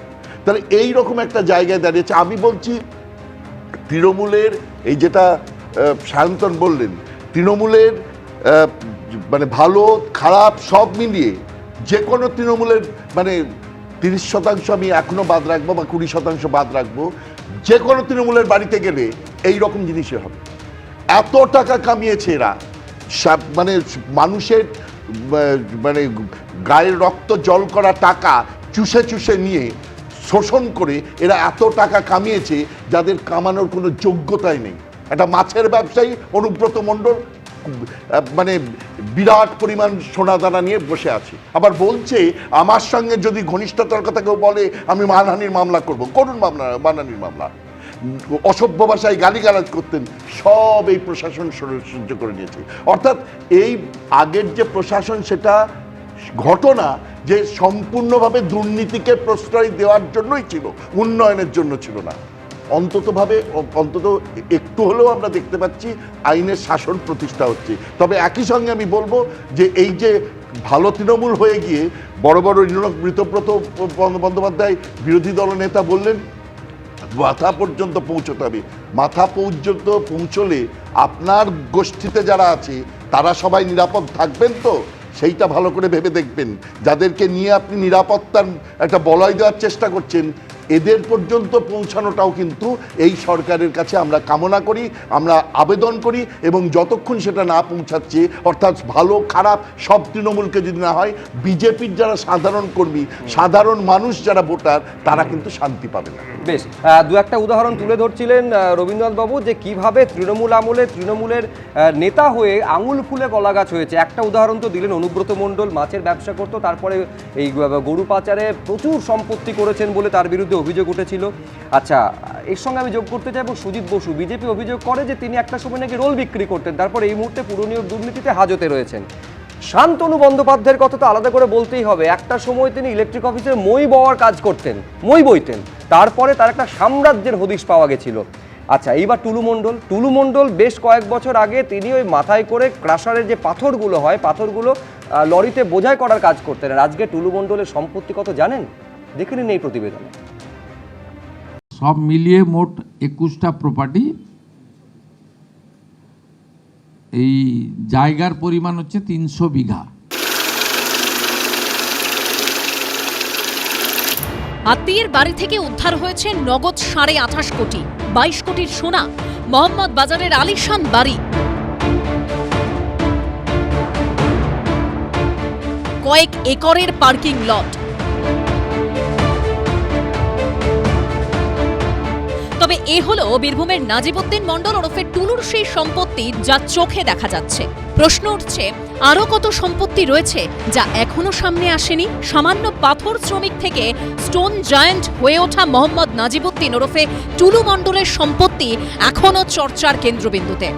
টুলু মণ্ডলের সম্পত্তির যে পরিসংখ্যান মুখ্যমন্ত্রী দিয়েছেন তা চোখ কপালে তোলার মতো। তিনি জানিয়েছেন সব মিলিয়ে টুলু মণ্ডলের 21টি সম্পত্তি, জমি জায়গার পরিমাণ 300 বিঘা, 7টা বড় বাড়ি, ফার্ম হাউস, 243টা গাড়ি, 2টো পেট্রোল পাম্প রয়েছে। এছাড়াও একটা ইট ভাটা, একটা পার্কিং লট, 3টে পাথর খাদান, 2টো ক্রাশার রয়েছে। উনার যতগুলো অ্যাকাউন্ট এখনো অবধি পেয়েছি, বিভিন্ন অ্যাকাউন্টে 93 কোটি টাকা। সেই 93 কোটি টাকা আমরা টুলু মণ্ডলের অ্যাকাউন্টসগুলোকে আমরা ফ্রিজ করেছি। এর বাইরেও ক্যাশ রিকভারি করা হয়েছে 53 লক্ষ টাকা। আর আমাদের গোল্ড অর্নামেন্ট 268 গ্রাম,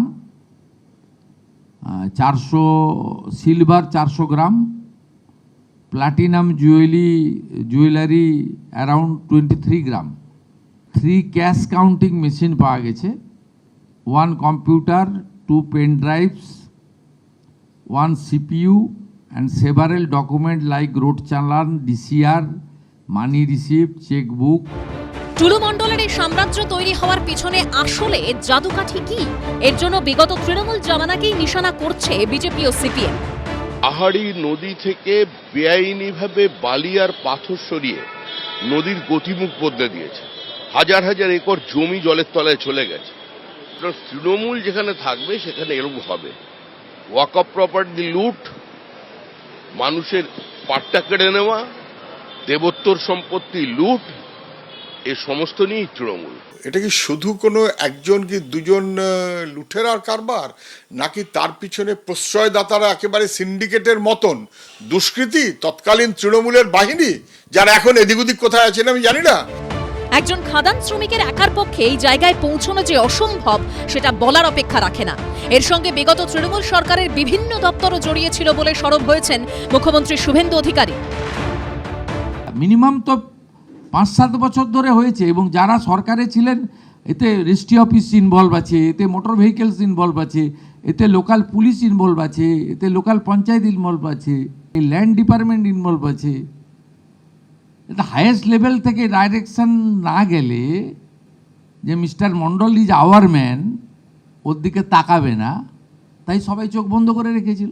এখনকার মুখ্যমন্ত্রী তো আগের সরকার শাসক দলের গুরুত্বপূর্ণ জায়গায় ছিলেন, পলিসি মেকিং জায়গায় ছিলেন, একাধিক জেলার দায়িত্বে ছিলেন, এবং তার কথাকে প্রাক্তন মুখ্যমন্ত্রী যথেষ্ট গুরুত্ব দিতেন। তো ফলে শুধুমাত্র কাদাটা ছোঁড়া, এই হয়েছে আগে এই হয়েছে, সেক্ষেত্রে তো কিছু প্রশ্ন তোলার অবকাশ থেকে যায়। তাহলে কি টুলু মণ্ডলের আরো অনেক সম্পত্তি নজরের আড়ালে থেকে গেছে? সেগুলো সামনে আসবে কবে? উজ্জ্বল মুখোপাধ্যায়, আশাবুল হোসেন ও বিজেন্দ্র সিংহর রিপোর্ট, এবিপি আনন্দ। দেখুন, এই টুলু মণ্ডলের কিন্তু অতীত অপরাধের ইতিহাস রয়েছে। যেমন এই টুলু মণ্ডলকে গরু পাচার মামলায়, যে গরু পাচার মামলায় অনুব্রত মণ্ডলকে তিহার জেলে কাটাতে হয়েছিল, সেই গরু পাচার মামলায় টুলু মণ্ডলকে ইডি ডেকে জিজ্ঞাসাবাদ করেছিল দিল্লিতে। আবার পুরনো একটা খুনের মামলায় টুলু মণ্ডলকে গ্রেফতার পর্যন্ত করেছিল মোহাম্মদবাজার থানার পুলিশ। যে মোহাম্মদবাজার থানার পুলিশ এই টুলু মণ্ডলের আত্মীয় মিনার মণ্ডলের বাড়িতে বিপুল সম্পত্তির হদিশ পেয়েছে। আমার এটাই প্রশ্ন সলিলদার কাছে, তার মানে জিজ্ঞাসাবাদ করা হলো, গ্রেফতার করা হলো, কিন্তু না কেন্দ্রের এজেন্সি না রাজ্যের এজেন্সি কেউ জানতে পর্যন্ত পারলো না যে একটা কুবেরের ধন করে রেখেছেন এই পরিমাণে টুলু মণ্ডল, নাকি দক্ষতার সঙ্গে টুলু মণ্ডল কেন্দ্রের ইডি এবং রাজ্যের পুলিশকে নিজে দুই পকেটে পুরে ফেলেছিল। কোনো না জানা না জানার কোনো ব্যাপারই নেই শুভ্রজিৎ। এটা একটা প্রাতিষ্ঠানিক ক্রাইম হয়েছে, রাজকোষ লুট হয়েছে, সরকারি সম্পদ ডাকাতি হয়েছে, শিক্ষা চুরি হয়েছে, স্বাস্থ্য বেচে দিয়েছে, বালি চুরি র্যাম্প্যান্ট হয়েছে। তুমি বললাম তো, বালি চুরি যেরকম নদীর স্রোত অন্যদিকে ঘুরিয়ে দিয়েছে, তো গরু পাচার হয়েছে। কি হয়নি তুমি আমাকে বলো? একটার পর একটা হয়ে গেছে। এই টুলু মণ্ডলের বৈভব তুমি বলো তো, 83টা ডাম্পার, 200টার মতো গাড়ি, অডি গাড়ি, BMW গাড়ি।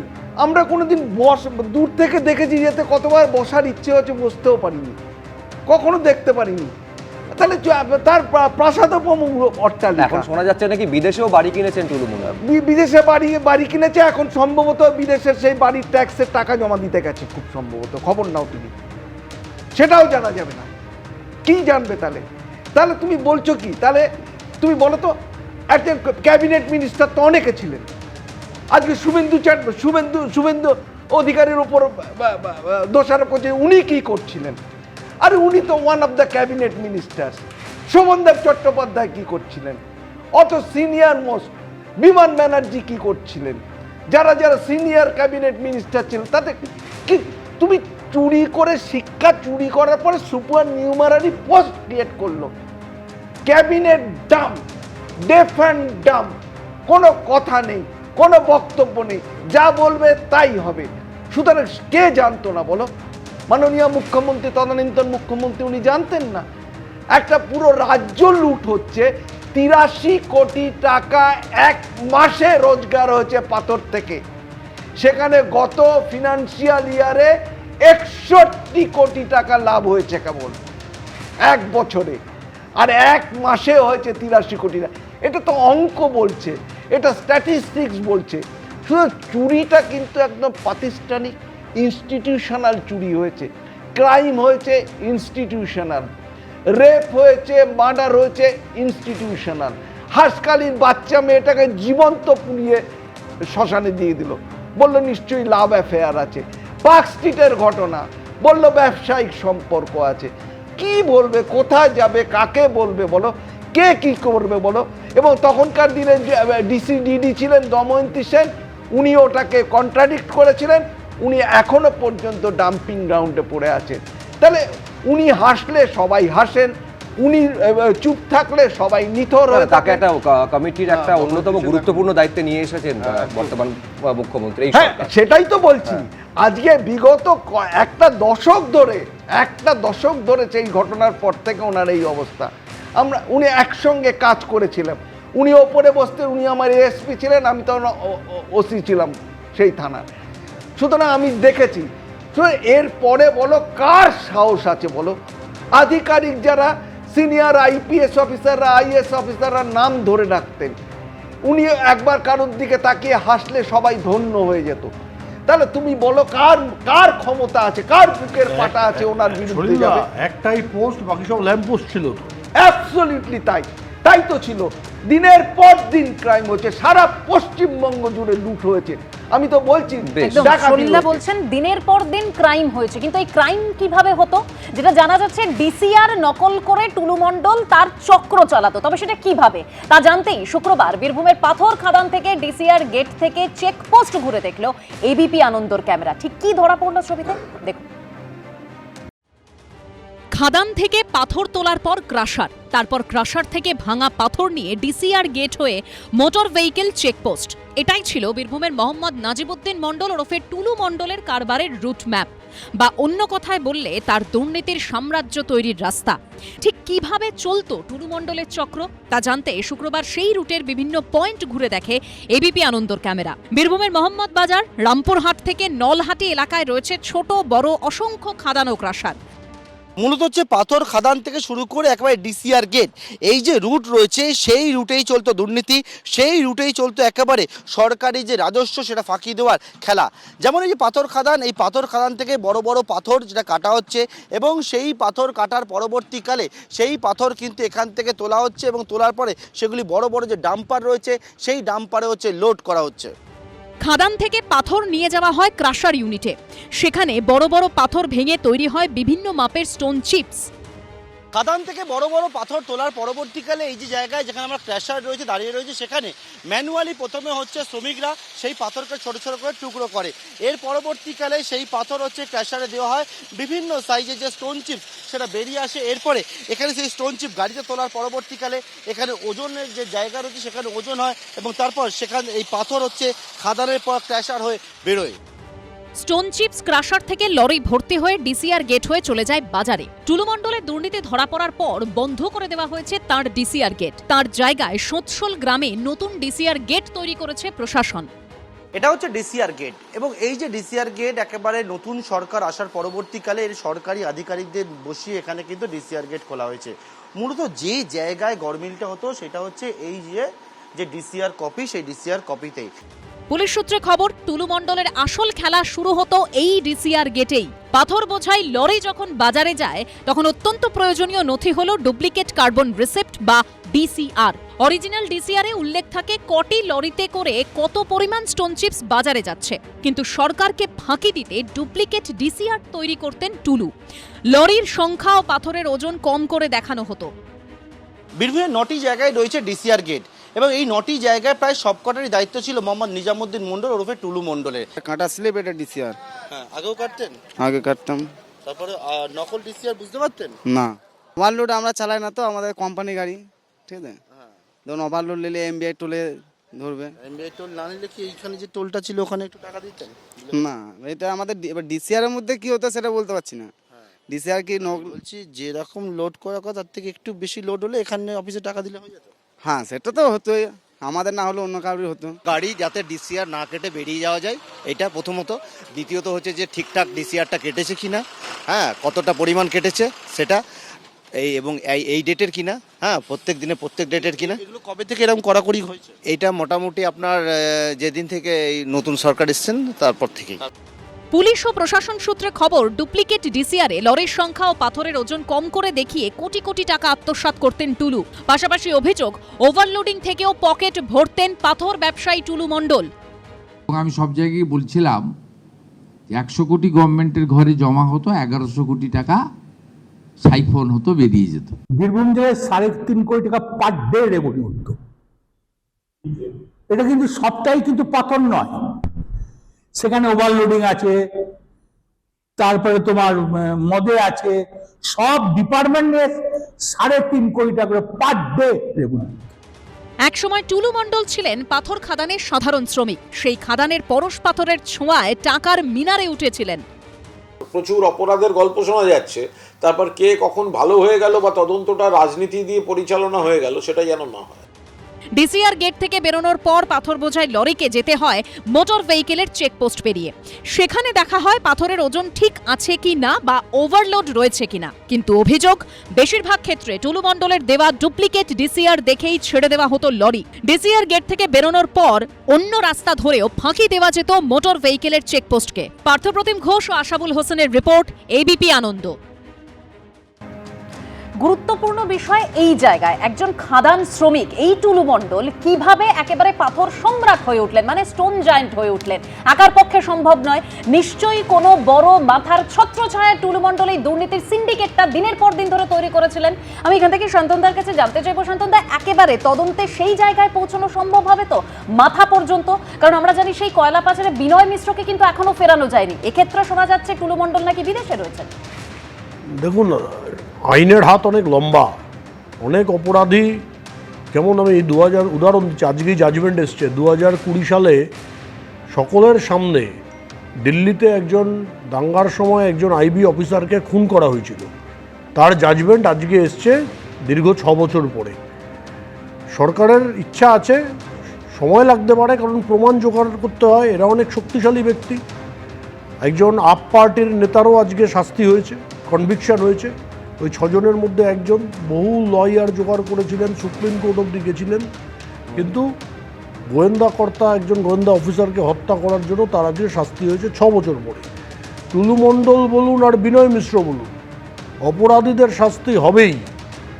পশ্চিমবঙ্গ সরকার বা ভারতবর্ষের সরকার এই কাজে অত্যন্ত, কিন্তু আমি বলছি সেই সরকারি আধিকারিকদেরও শাস্তিটা হবে তো, কারণ যে সরকারি আধিকারিকেরা, ধরুন মুখ্যমন্ত্রী নিজে বলছেন সেখানে ভেহিকলস ডিপার্টমেন্ট থেকে শুরু করে একাধিক একদম সরকারি দপ্তরে যেখানে সিল রয়েছে, যারা ধরুন কোনো কাঞ্চন মূল্যের বিনিময়ে এই দুর্নীতিতে মদত জুগিয়েছেন, তাদেরও সেই একইভাবে একই নিক্তিতে মেপে তাদের শাস্তিও হবে তো? শাস্তিও হবে এবং ঠকবাস্তায় গা উজাড় হবে।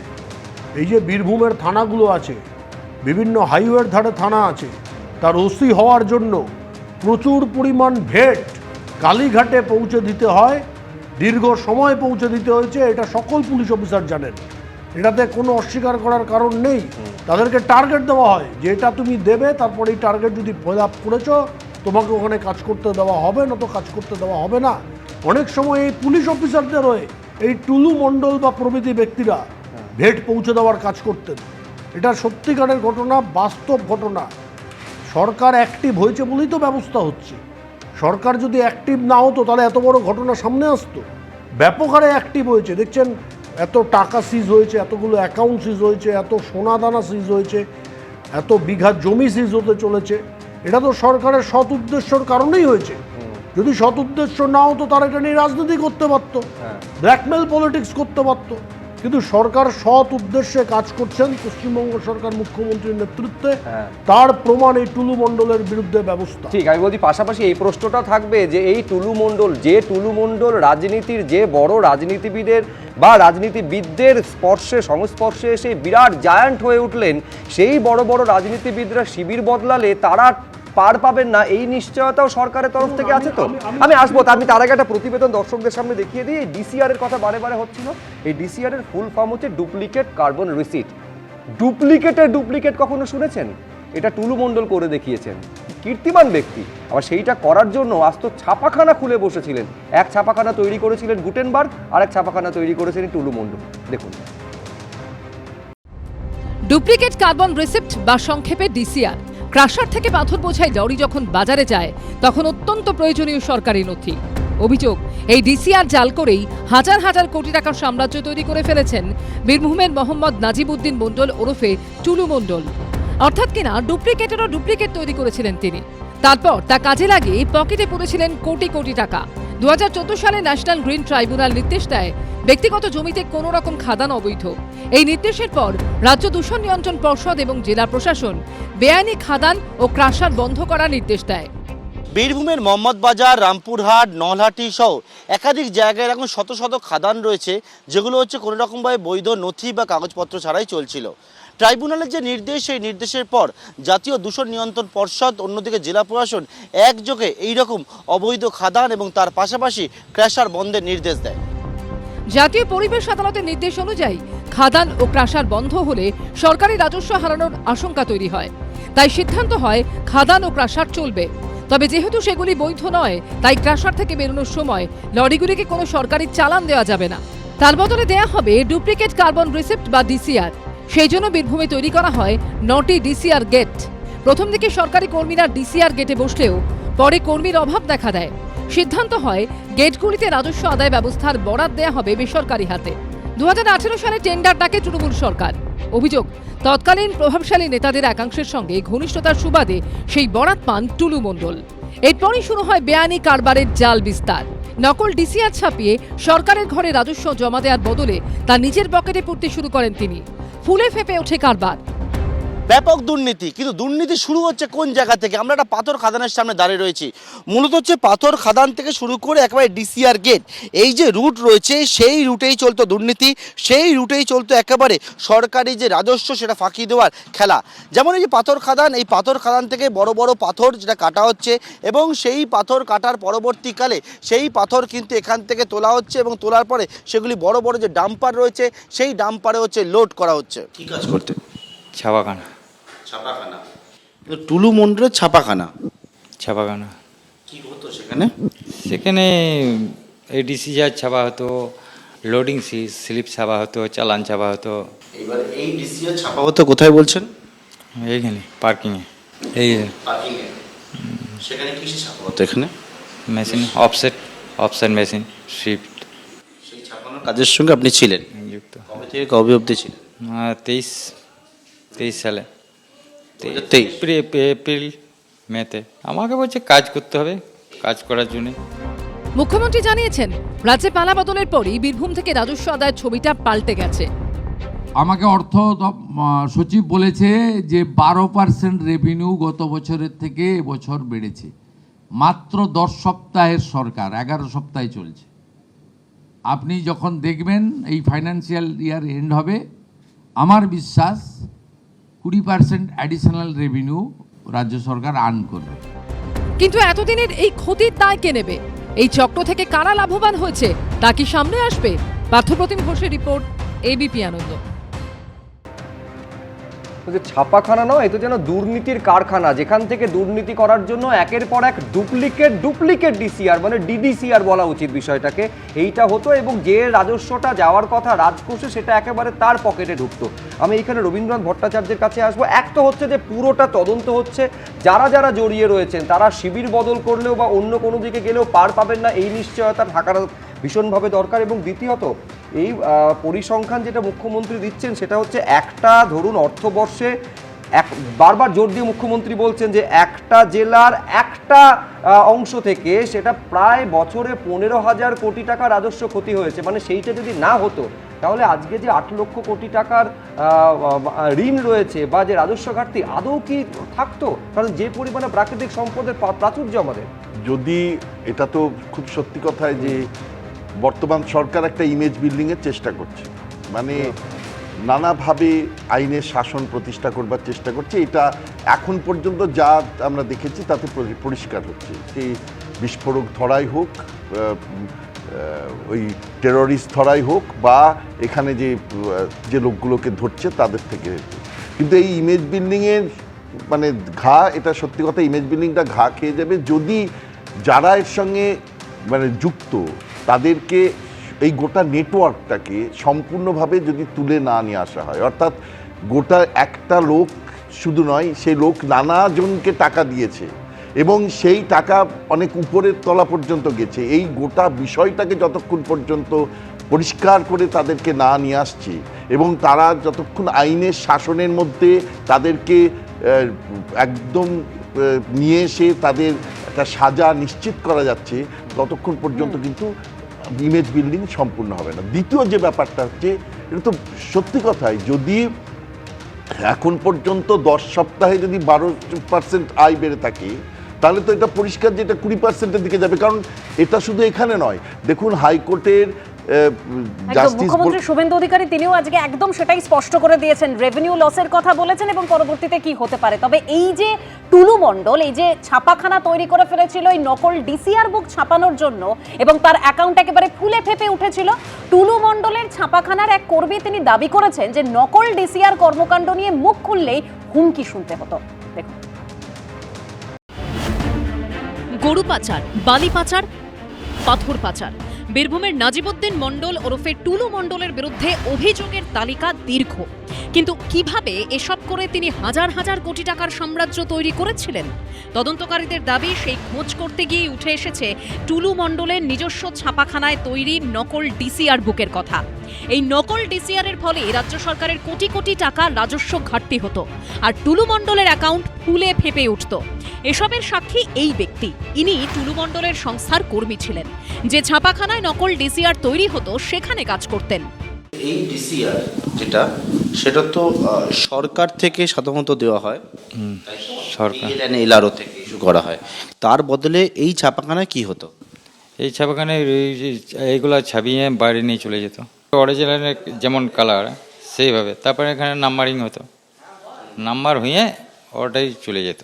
আসল ডিসিআর যে বুক, যে ডিসিআর বুকের বদলে এইরকম নকল ডিসিআর বুক তৈরি হতো, তাই তো? নকলই হতো। কিভাবে নকল ডিসিআর এর মাধ্যমে রাজস্ব ফাঁকি দেওয়া হতো? নিয়ম অনুযায়ী রাজ্য সরকারের তরফে ডিসিআর বুক দেওয়া হতো, টুলু মণ্ডলের ছাপাখানায় তারই ডুপ্লিকেট কপি বানানো হতো। ধরা যাক একটি লরিতে যদি 30 কুইন্টাল স্টোন চিপস থাকে, সেক্ষেত্রে কুইন্টাল পিছু 250 টাকা করে দেওয়ার কথা সরকারকে। অর্থাৎ 30 কুইন্টালের হিসেবে একটি লরিকে দিতে হবে 7,500 টাকা। কিন্তু এখানেই শুরু হতো সংখ্যার কারচুপি। বাস্তবে হয়তো টোল গেট দিয়ে প্রতিদিন 4000 লরি বেরোতো, কিন্তু সরকারকে দেখানো হতো বেরিয়েছে 1000 লরি। সেই হিসেবে সরকারের ঘরে জমা পড়তো 75 লক্ষ টাকা। আর টুলু মণ্ডলের ছাপাখানায় বানানো কপির মাধ্যমে বাকি 3000 লরির 2,25,00,000 রাজস্ব পুরোটাই যেত টুলুর পকেটে।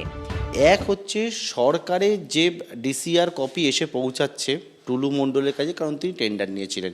সেইখানে দেখা যাচ্ছে যে সেই সরকারি ডিসিআর যেটা একেবারে খালি অবস্থাতেই পড়ে রয়েছে, কিন্তু সেই সরকারি ডিসিআরের বদলে একেবারে এই রকম যে নকল ডিসিআর সেইটা তৈরি ছাপানোর পরে সেইটা কিন্তু দেওয়া হতো, এবং আসল যে ডিসিআর যেটা হচ্ছে সরকারের তরফ থেকে দেওয়া হচ্ছে সেটা খালি অবস্থাতে ফাঁকা অবস্থাতেই পড়ে থাকতো।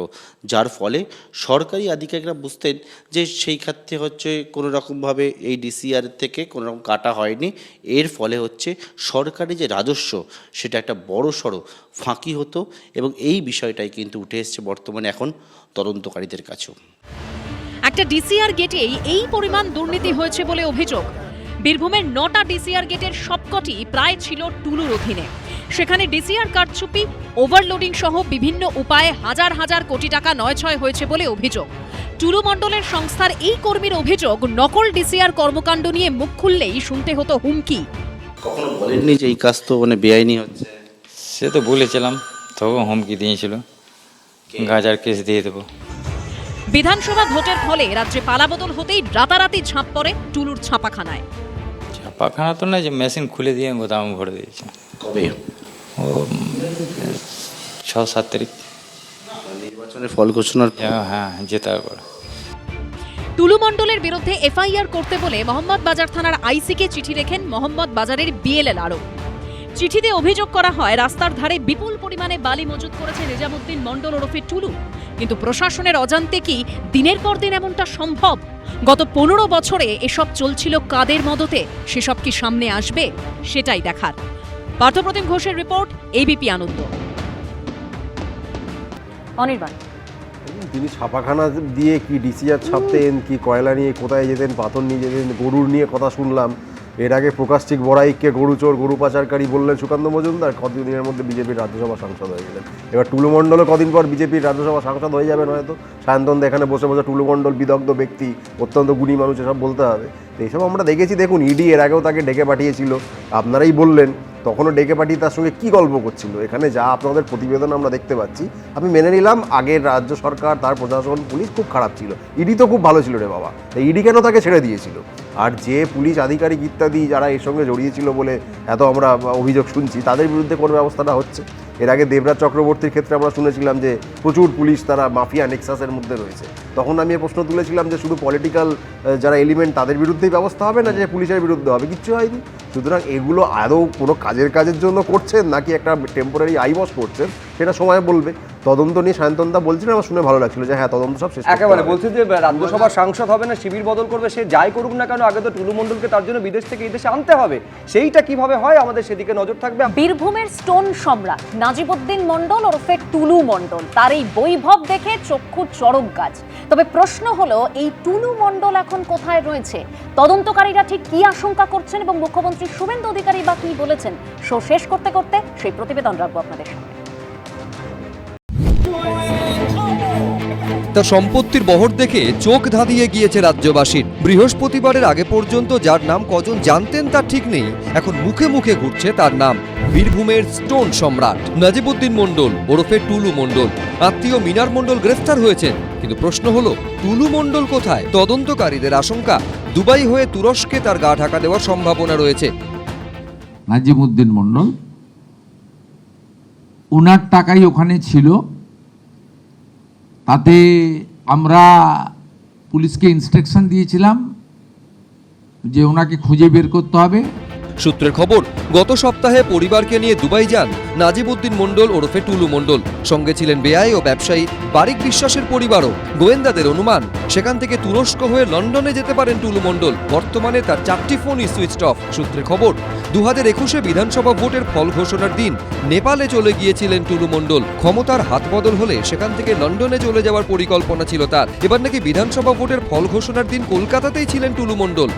আমরা প্রাইমারি যেটা জেনেছি, আউট অফ কান্ট্রি রয়েছেন, মানে 4 তারিখে পরিবর্তনের পরেই হয়তো সরে পড়েছেন, হতে পারে, সেটা পুলিশ দেখবে, ইনভেস্টিগেশন পার্টে আছে। সূত্রের খবর, বিদেশেও ফ্ল্যাট কিনেছেন নাজিবুদ্দিন ওরফে টুলু মণ্ডল। দুবাইতে অন্তত 2টি ফ্ল্যাটের মালিক তিনি ও তার পরিবার। সূত্রের খবর, ইতিমধ্যেই ভিয়েতনাম থেকেও ঘুরে এসেছেন টুলু মণ্ডল। সেখানেও সম্পত্তি কেনার ব্যাপারে কথাবার্তা চলছে। মাথা অবধি পৌঁছতে হবে, সরকারকে এটা নিশ্চিত করতে হবে এই মাথা অবধি যাতে পৌঁছানো যায়। মানে আমার ধারণা আরও যত গভীরে যাওয়া যাবে তত আরও অনেক কিছু উন্মোচিত হবে।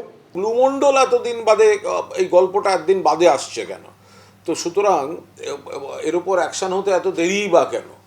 তো এখন যেগুলো শোনা যাচ্ছে, তো সেগুলো কারা কারা এর পেছনে আছে, অবৈধ টাকা, অবৈধ সোনা, এই গুপ্তধনের পেছনে কে আছে, কারা আছে, নিশ্চিতভাবে পুরো দস্তুর তদন্ত হওয়া উচিত। সূত্রের খবর, দেশের গণ্ডি পেরিয়ে বিদেশেও রিয়েল এস্টেটের ব্যবসায় কোটি কোটি টাকা বিনিয়োগ করেছেন টুলু মণ্ডল। সৌদি আরবে খাদ্য সামগ্রী, কাঁচা আনাজ এবং মাছের এক্সপোর্ট ব্যবসাও ছড়িয়েছিলেন তিনি। তার একের পর এক সম্পত্তি, কেজি কেজি সোনা, কোটি কোটি টাকার ছবি সামনে এসেছে। কিন্তু টুলু মণ্ডল কোথায়? তার সম্পত্তির মতো সেটাও কোটি টাকার প্রশ্ন। সন্দীপ সরকার, সুমন খরাই, এবিপি আনন্দ।